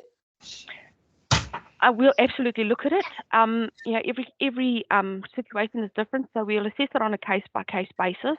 And I think if you can send in your information with a route map, which is probably the most important, so you can see what roads are involved and how busy those roads are, and what situation can work for you best. Yes. And who do we send that into?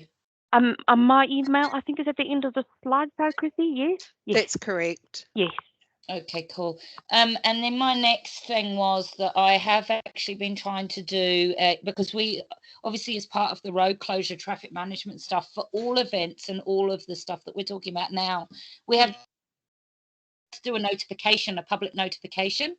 At the moment, when we do these public notifications, they're excessive costs through Far North District Council. I've been researching it for the last couple of years, and what happens is the District Council, Far North, District Council use an advertising company in Tauranga to put the templates together, and they go into the Bay Chronicle or the Northern News up here in the Far North, and we get charged quite a large amount of money for this notification when there's actually no real need to have this middleman. If we could have a form of a template put together by the comms team in council and they handle it directly and put the advert straight into the Bay Chronicle Northern News, we would probably reduce it down. For example, the road closure notification for Kaikoui Christmas Parade was $650. I can put a small notification in the Bay Chronicle for $50, a classified ad. I realised that there is a certain way you have to word these notifications to tick off all the laws and bureaucracy. But there must be a way around this to reduce costs for community events that they're free community events. Yes, and what also I'm doing is trying to collaborate with all the Christmas parades in the region to try and do it so that we do a notification all together at the same time and come under the one template. And I'm working through Richard Edmondson on the comms department in council to achieve this. But is there any way that you can work with the comms department in council to reduce this down? Well, Annika, yes, absolutely, and that's what the Northern Transportation Alliance is all about: is aligning the three councils and the way we do things, our processes. And I know that Whangarei and Kaipara District Council work with the publications directly. So please do send me an email after this presentation, and that'll get the process starting, and I'll see how we can improve that process for you. Yes. Fabulous. Because that will cover off all of lots and lots of events, and I'm not just talking Christmas parade, it's any of those traffic management things. It could be easily done within council. Thank you very much. You're welcome. Yeah. Awesome. No more questions for Wendy before she heads off? No? None. I just want to say thank you, and just two key takeaways I think from me today is one, please get in early. And number two, if you have any doubt, contact us. We're always happy to give advice when we can. Awesome. Thank you, Wendy, so much for your time. You're welcome. Thank you. Bye-bye. All right, I'm handing over to Trish Routley and Esther Powell. They're the team leaders for the resource consents here in Council.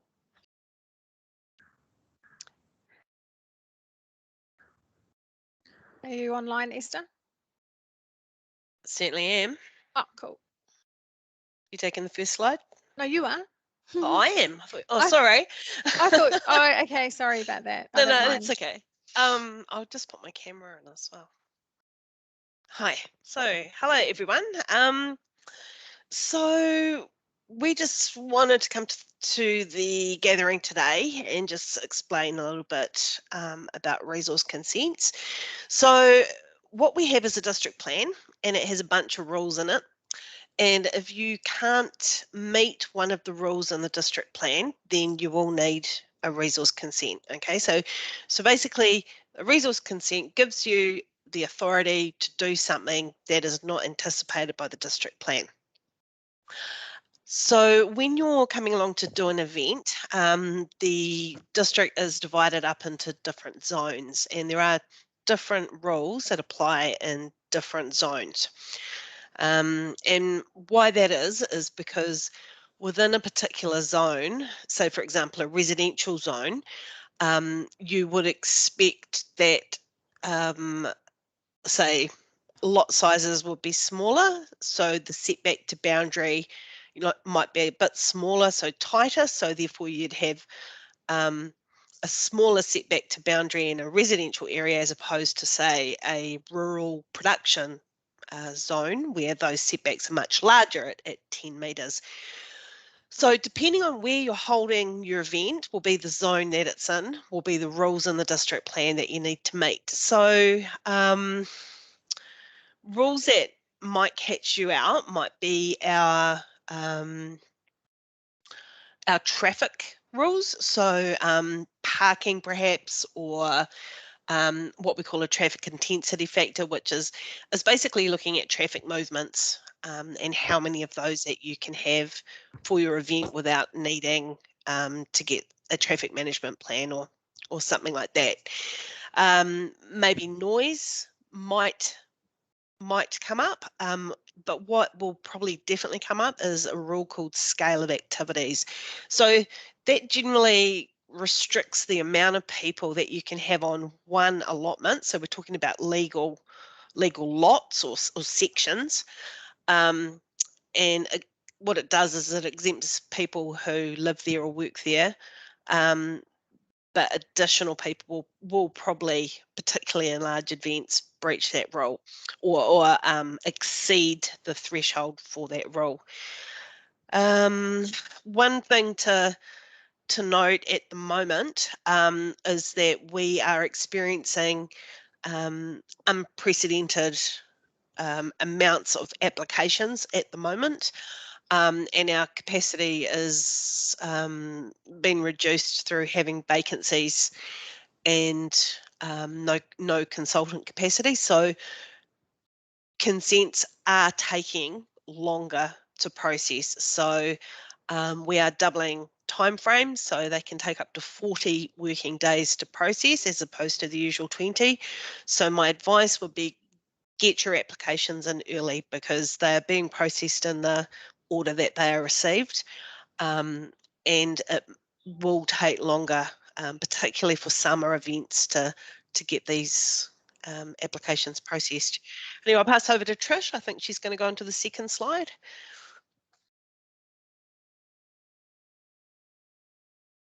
We on.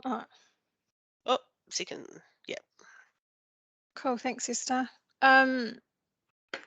So if you have any questions regarding your application, we recommend that you email the duty planner. So the email's up there. So if any of you didn't know that email address, write it down now. It is also available on our website. We highly recommend that you request a pre-application or a concept development meeting, depending on the scale of the event that you're trying to organise.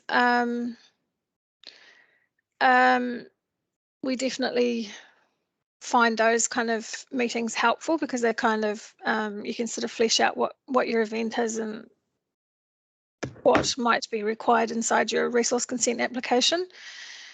9 times out of 10 you won't need one, but Jackie, I know if she's still present, Jackie does. So just a heads up, Jackie, right to you, you're going to have to get your application in sooner than later.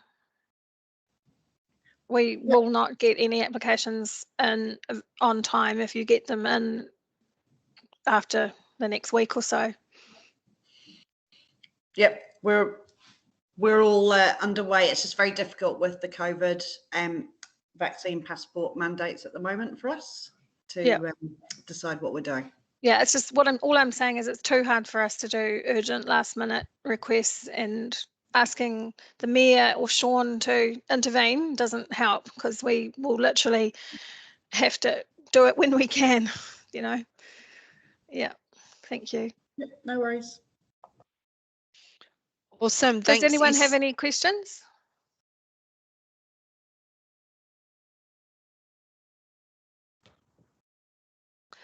Nothing in the chat. Thank you so much, Trish and Esther, for your time. It was a long time you had to wait till your topic, but thank you so much for that's sharing okay. some information. Thank No you. worries. Good luck, Okay, everyone. thank you. Bye. Bye-bye. Catherine, are Hello. you? Hello, I I'll am. hand over I to am. you. Kia ora, everybody. So I am going to rocket through these at pace. I believe that you'll be sent this out later on so that you can have a look at it. So we'll go through and we'll go from there. So we're going to cover just a few fundamentals for event funding. I know many of you on this call, we have dealt for a number of applications in the past. So some of this will be probably teaching some of you to suck eggs. For the rest of you, this might be new stuff. So if we can go to the next slide, please, Chrissy. So the first thing you need to do when you're thinking about funding is work out if you're actually ready to apply. Because you're going to be asked a lot of questions by any funder, and you need to be able to answer those questions. And if you're not ready, you may strike issues getting the funding you want. So you need to have a clear idea of what it is you're actually trying to do. We talk about having an elevator pitch. It's a paragraph that just says, this is what we're going to do and this is how we're going to do it. We need a clear timeline for what you're doing, because if you're sitting there going, well, we need money and we're putting on an event in 3 weeks, we're going to be asking lots of questions, and that's kind of unrealistic for most events. You need to have a clear organisation structure. We need to know who's going to be doing what. I know the next 2 words strike fear into the hearts of strong men, but a business plan is a 3-part thing. All it is who you are, what you want to do, and how you're going to do it. So when we talk about a business plan in terms of funding, that's what we're talking about. And also have your financials in order, because you're going to be asked to prove that you've got either money already set aside, that you're working on other things to get funding in, and that the money is going to go somewhere secure. It's not just going to go into someone's bank account and maybe get used for what it is. If you think of your organisation as a business, you want funders to invest in you. And if you get that mindset, it might help you get more money than you hope. So next slide, please, Chrissy. When we talk about funding for events, there are 3 different lots that you can apply for through council. We do have our Events Investment Fund. It is granted once a year, usually at the start of our financial year. So applications come in usually the 2nd quarter of the year, so sometime between March and May. And applications are deliberated on and decided in July, August for events happening over the next year. That fund has $80,000 in it total, which isn't a huge amount. And that covers the entire Far North District, and that is decided by the Events Investment Panel, which is currently made up of the 3 community board chairs. We also have local community grant funding. We have 3 community boards, Te Hiku, Kaikoui Hokianga and the Bay of Islands Whangaroa, and they meet either every 4 or 6 weeks depending on the board, and they also have funding that you can apply to for events. And Creative Communities Fund, which they meet quarterly, and they're a bit smaller, and it depends on what your event is, but we're always happy to talk through the different options with you. Just so you know, there are a few others around, and these are just some of them. These aren't all of them by any means. There is the Regional Events Fund, which is administered by Northland Inc. You've got Foundation North, Pub Charities. The Department of Internal Affairs administers a lot of different types of funds that they may be able to put into for you. Ministry of Culture and Heritage and Creative Northland and Creative New Zealand. And hello, Melanie, I can see you on my screen. Next slide, please. So just because this is specific for events, there are 2 really big ones that are closing this month that you'll really need to get your skates on. These are not administered by Far North District Council. So I'm just reiterating that. You will need to go directly to them. The Ministry of Culture and Heritage has funding available for events commemorating Waitangi Day. Applications have to be made through their website, and they close on the 22nd of October. I have put a link there, so when this gets sent out, you can look at it, or you can go to the Ministry of Culture and Heritage. They've got up to about $500,000, I think, in that pot that you can apply for. The second round of the Regional Events Fund, which is administered by Northland Inc., is open as of the 1st of October, and it closes on the 29th of October. This is the second round. They did some really interesting funding options in the first round, so I'm really keen to see what else comes up. And if you applied in the first round and were unsuccessful, you are allowed to reapply. So you do need to go directly to Northland Inc. for that. I'm just letting you know while we have the opportunity to sort of get in your face and share some of the love around. So next slide, please. So when we talk about applications, the number of times we get applications that are incomplete or haven't provided everything, that's 80% of our time is spent chasing you for information that we told you we needed. So before you even start typing your name into an application form or writing it in with pen, please, please, I am begging you, read the application form and any guidance documents. We're telling you exactly what we need from you. If there's anything that's not clear, you can call us. We will talk to you. This is the same across pretty much any funding organisation. They all have funding advisors that we're happy to talk to you. This is what we do. We love what we do. And when we put requests for information on our application forms, sometimes the funding organisations themselves are getting money from parent organisations or other organisations. We aren't just asking this because we're bored and we needed to fill in a piece of paper with a bit more information. A lot of the time it's because we have to report it on to someone else to justify them giving us the money that we then distribute to you. So if you don't know the answer or you're not sure of the answer, give us a call and we can help talk you through that. That's not a problem to us. We don't mind. Really, we're not afraid to talk to you guys. I promise. I really do promise on this one. So next slide, please. So as I said, we're rocketing through these. So the other things you need to consider: are you eligible for the funding you want to apply for? This will help when you read through the entire application form. Sometimes you'll sit there and go, I can't apply for this funding. So because there are some that require you to have at least 50% of the funds secured from other sources. And for some funding, you can't just be an individual, you actually have to be a trust, incorporated society or company. There are ways to work around that. If you sit there and go, look, I really want to apply for this, but I don't meet the criteria, give us a call, because you might be able to work in with another organisation. They might be willing to umbrella you, something like that, and they may qualify. So the application would go in under their name, but you would be working with them.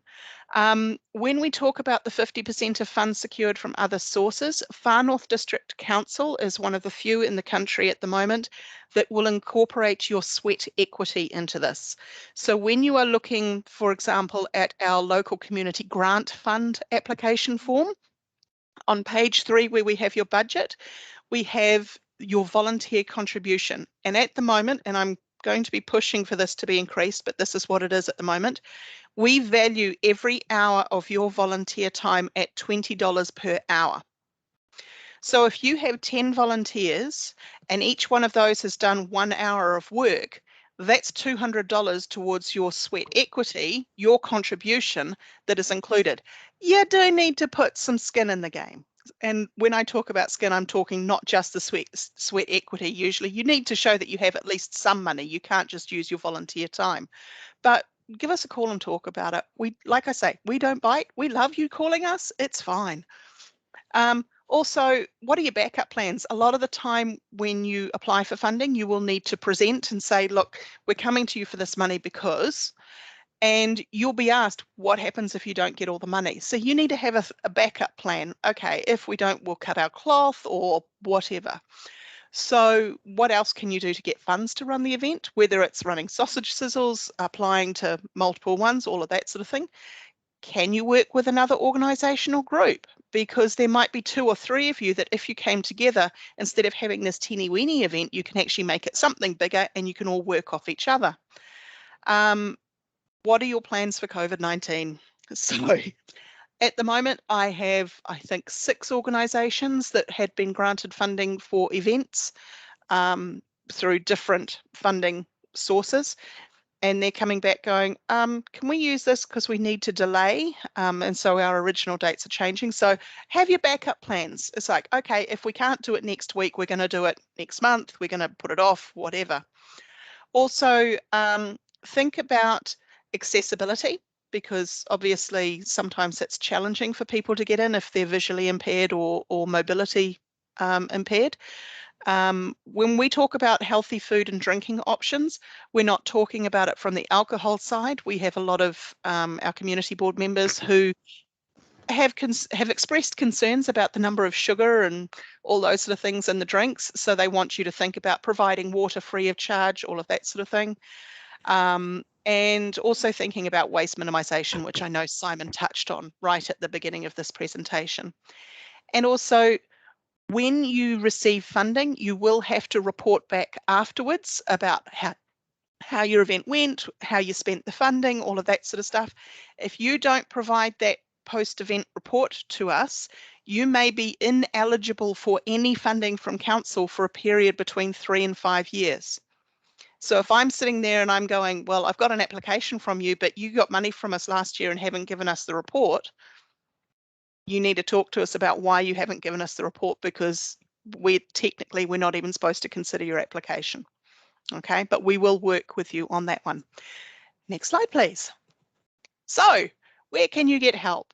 I am absolutely thrilled and excited because on Monday we will now have 2 funding advisors. So hopefully we can do a lot more to help you guys get money, not just from council, but from outside sources. So it also means it might make it a little bit easier to get hold of us. On our website, we have all of the funding that council lists and provides at our website at fndc.govt.nz/funding. We also have links to other information that you might find useful when you're applying for funds. We have a central email address that you can always contact us at, which is just funding@fndc.govt.nz. And you can also call us on the free phone, which is just 0800 920 029. And ask to speak to a funding advisor. If we can't talk to you then and there, we will call you back or email you back, I promise. If you haven't heard from us for a couple of days, it might mean there's been a hiccup in there and you can try again. But I think that was my last slide. Yay, it was. I told you I was going to rock it through. Are there any questions? Ooh, I have one for you, Catherine. Hello, it's Annika. Hello, Annika. How are you? Yeah, good. Hey, if say your organisation is applying for funding for one particular event, this is through the community board, and haven't returned a like a remittance, is that going to directly affect if they're completely different funding events, as it were? Will they be will one funding application be affected by the one not having its remittance in time before the You mean the project report? Yes. It depends on where, because I attend all the community board meetings, so I'm always there. So I've usually spoken with you and gone, hey, we seem to be missing this, and you can tell us what has happened there, and that way they can say, look, are we missing anything? Sometimes they won't necessarily realise because we get so many funding applications. Yeah. It really is taken on a case by case basis. If it's because whoever was supposed to do the report has left the organisation and no one else knew, then we take all of that into account. So although I say we're not supposed to, we do work with you, and if there's a really good reason, I mean, if it's just that you couldn't be bothered, we might Okay. have a bit more of an issue there, but we Yeah, will take okay. everything into account. You Yeah. know what I'm what I'm talking I about. know exactly what you're talking about. I've seen your email The this morning. situation. Yeah, so it is to do with Yeah, it is to yeah, do with yeah. members leaving. So that's Yep, it. and Okay, thank you. and don't panic over that one. I mean, you know me well enough that you can call me and talk to Yeah, me. yeah. And All good. everyone that doesn't know me, hi. Thank you, Catherine. Chat No soon then. worries. Absolutely. Awesome. Nobody else? I can't see anything in the chat. No hands up. Yeah. Awesome. Thank you Well, for I'm going to that. duck out of this. If Yep. Chrissy, if anyone else has any questions at the end, just flick me a message and I'll come back online. Thank you, everyone. Have a fantastic day. Thank you. Okay. Ka kite. Thank you. All right, so we're on to the last part of the workshop. So it was just COVID-19. So you would have seen the government update or announcement on the 5th of October the other day. So the government announced that they are working on some guidance around the mandatory use of COVID-19 vaccination certificates, aka CVC. The government have indicated that this guidance will be available next week. So we will be keeping an eye out for that. The government had also signalled that at large events, CVC will be mandatory for access to enable those who are not double vaccinated to do so before the summer event season commences. And just a few things to note, the Prime Minister drew our attention to the difference between vaccination status and immunisation status. However, at this point in time, it's unclear as to what this means in terms of the use of CVC. There is also no clarification as to when a CVC needs to be available or if it will be checked. Accessing a CVC through My COVID record will go live in November. The app to check CVC is being developed and no definite timeline on this at this stage. Oh, Annika is just coming back in.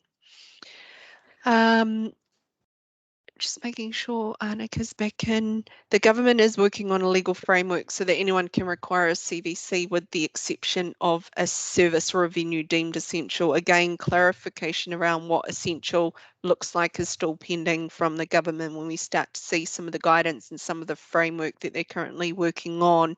Alice, did you want to ask a question? Hi everybody. I work with a lot of secondary schools and events for secondary students. So my question is, and I don't know if you'll know it, but and I've already been asked by a lot of industry that are involved in our events as well. So we have industry and multiple schools joining us at these events, and I'm not sure if the vaccination certificates are going to apply for our large scale events, but targeted at youth.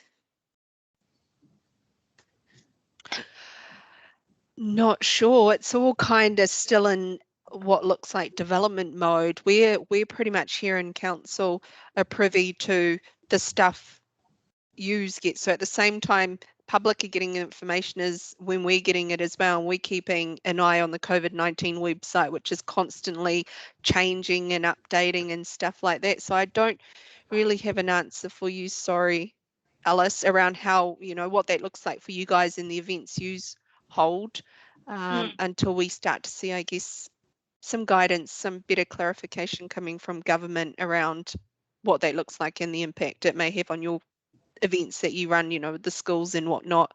I just don't know, to be honest. This is literally all we've seen. I know Jackie's got her hand up, so she may be able to shed some light on that, possibly. Jackie? Yeah, there's quite a bit of discussion, and I know with the industry bodies that I'm in, we've had meetings with the DPC, the Prime Minister's Department, and obviously, so we knew the vaccine passport was coming. A lot of the talk has been around the summer festivals and what we need to do, and obviously it's a lot easier for us because we're fenced and we have scanning facilities and we can do that stuff. But we've gone back and submitted because so if I have my major event hat on, but I also help with a lot of community events and Waitangi Day, and it's not clear if those same rules are going to apply. And again, we've gone back and submitted and asked if you know, sort of if we can have some clarification, because that could, the implications, I think, you know, could mean that like a Santa parade will need to be fenced off and scan people in to come and observe a Santa parade, or, you know, sort of Waitangi Day with 30,000 people at it.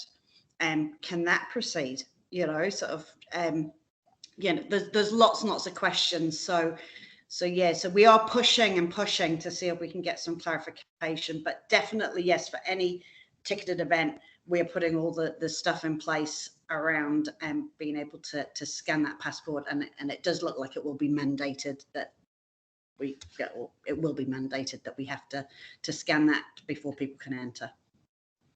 Okay, to be honest, that's probably all I can ask there. That's just my biggest thing, is because I work strictly with youth and they seem to be falling into this no man's land of conversation. So I've got nothing to go on.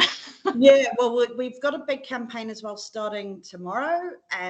You know, so we've joined forces with like Live Nation, all the big festivals. So, you know, basically pushing in that 18 to 30-year-old age group to say, if hey, if you want to be going to Rhythm and Vines or Boy Music Festival, or, you know, sort of, or Northern Base, then, you know, unfortunately you are going to have to be vaccinated, and here's the deadline if you want to have it done by New Year.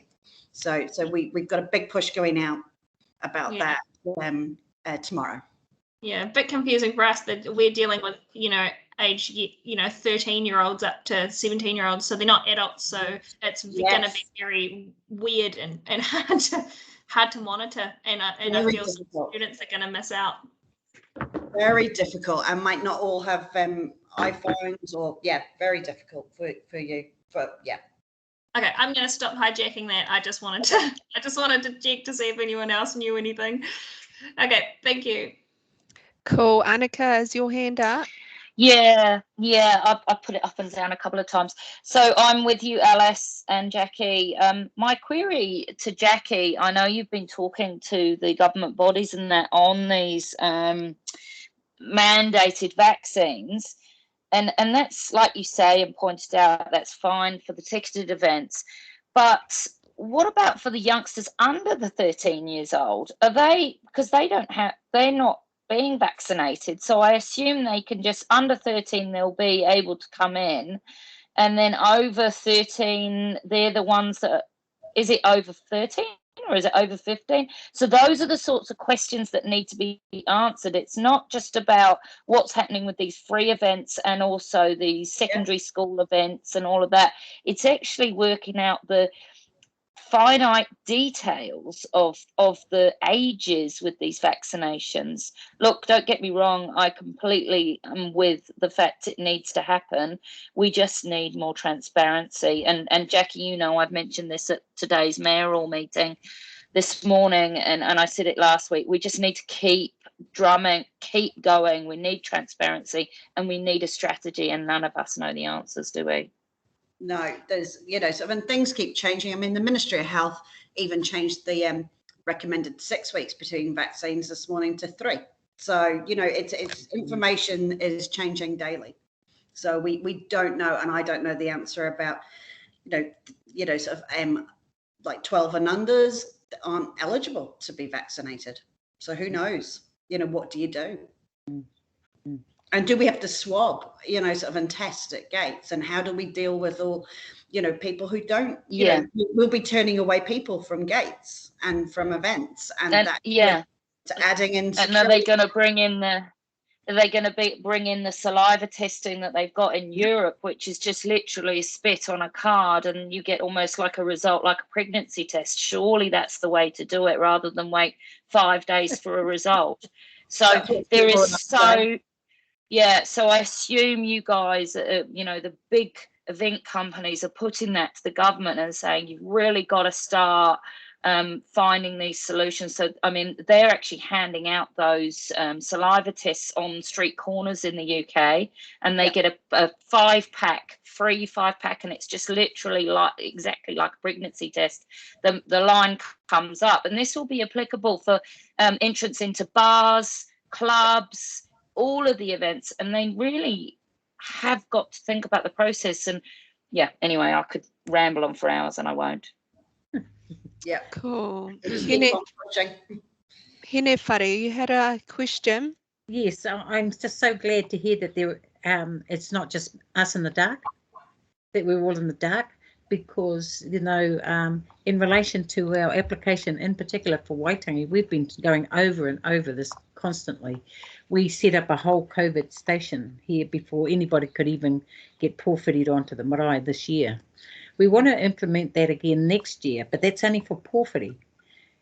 You see, and this whole, so we've been holding off, if Dawn's still online, we've been holding off supplying our COVID kaupapa to the Far North District Council because of this corridor that's coming out now in relation to the passports.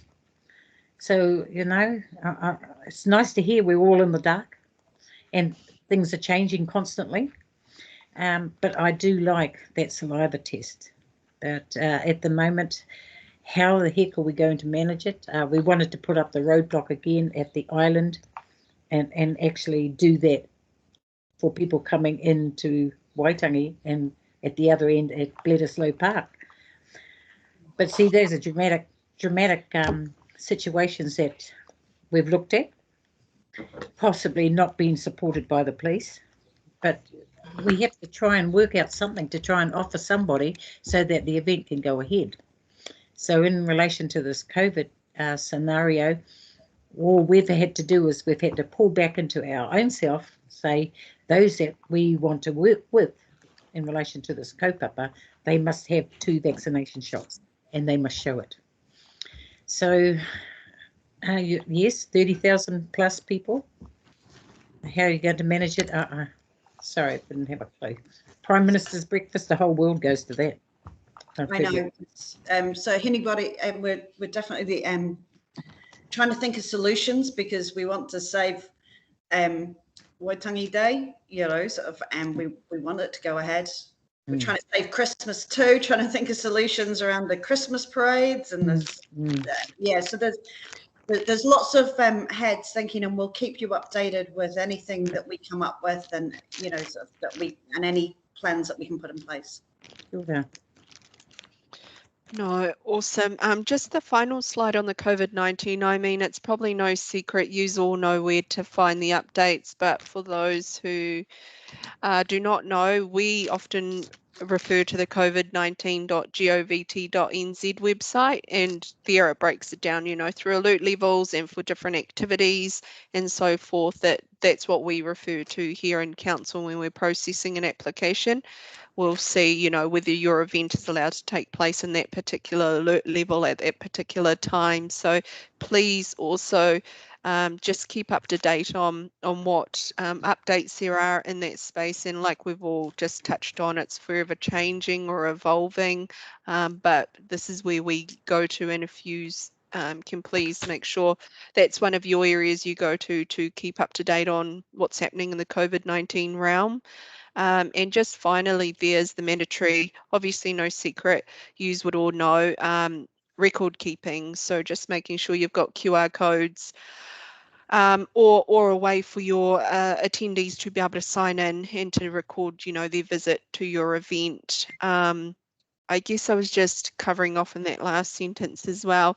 The Prime Minister wants New Zealand to be open for Christmas, but the only way we can achieve this is through double vaccination and all sticking to the rules. So we just hope, one, that everyone does what they're meant to, but also we start to get some transparency and some clarification and guidance, so you guys organising the events know what needs to take place in order for that event to happen safely.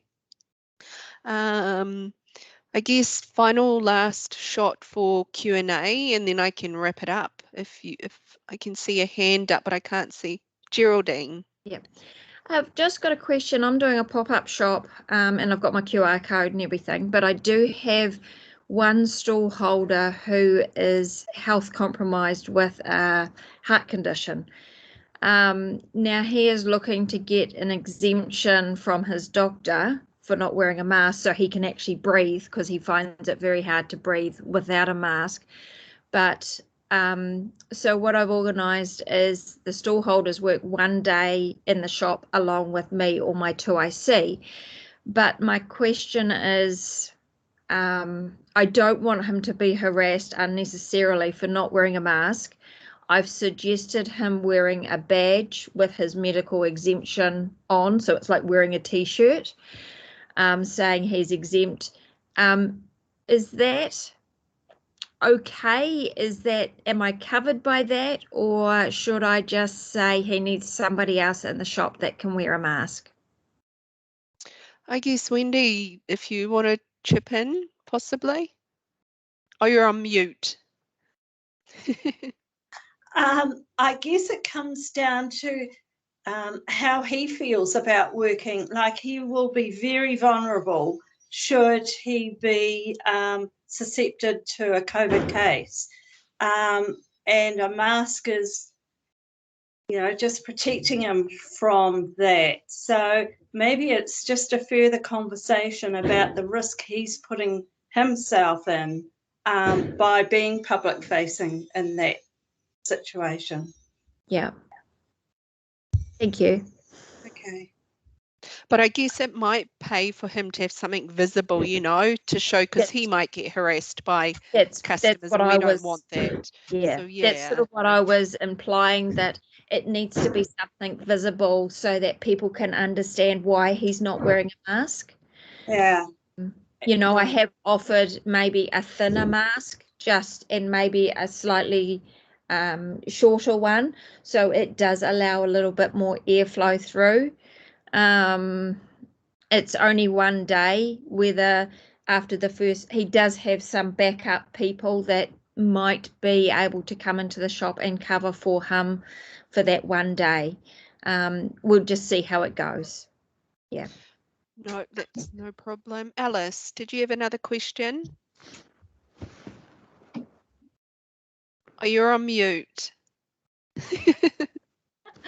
I did, yeah, sorry. Just FYI, maybe a face shield would work in that scenario, but that's probably a little specific anyway. But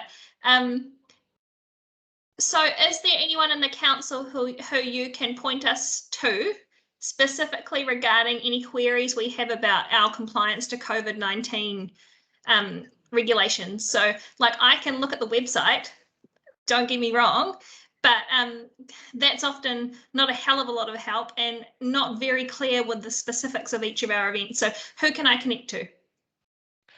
What we've been doing is we've been putting everyone to the COVID website, because that's what we refer to. I think there are contact numbers and emails on there if you're unsure, like we do. We often touch base to get some clarity around a certain rule under an alert level, because we're dealing with businesses as well, whether it's a food business or an alcohol business.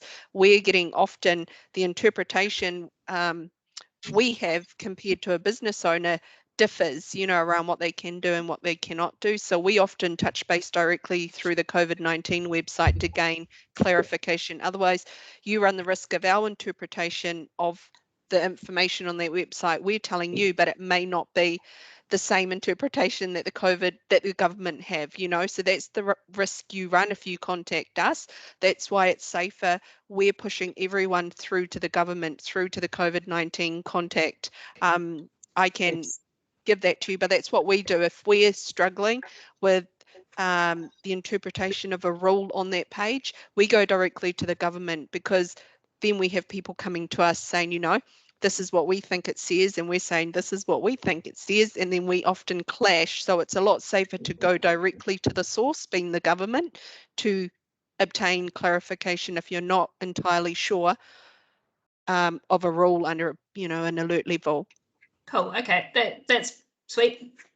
Yeah, it's just safer, because it's forever changing. We might have this interpretation and this confirmation this day, and then we tell you, what it is at that point in time, and then the next day it changes, and then you'll be like, well, Chrissy told me that I could do this, and then it's changed the next day. So it's just safer to go directly through to that the COVID-19 website.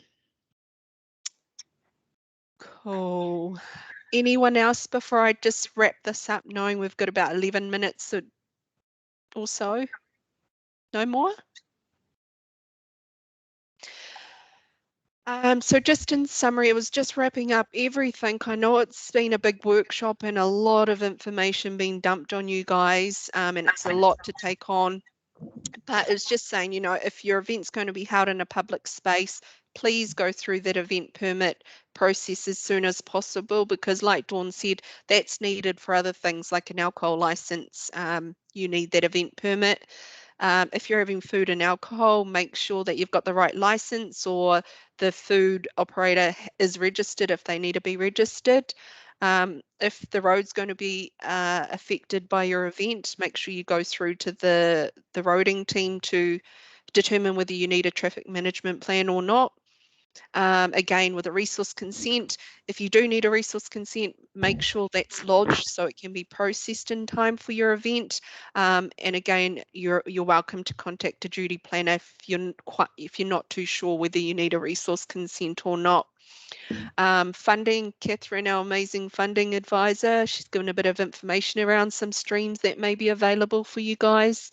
And last but not least, just again with COVID-19, because it's forever changing, forever evolving, we are purely pushing everyone through to the COVID-19 website, just so it's always accurate and current.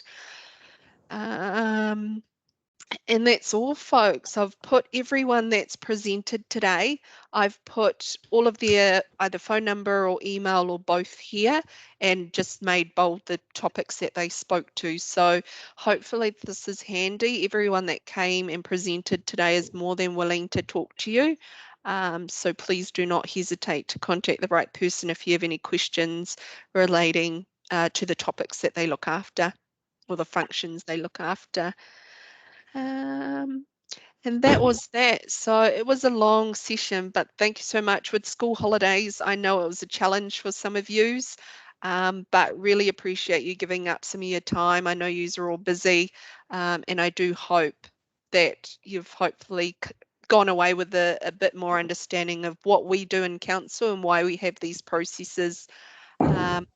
And please do not hesitate to contact any of us if you need more help or information. Cool. Done. Thank you. Thanks, Christina. Have a good afternoon. Cheers. Bye. Thank you so much. Thank you. Bye. Bye. Bye. Thank you. Bye. Thank you. Now I know how to leave.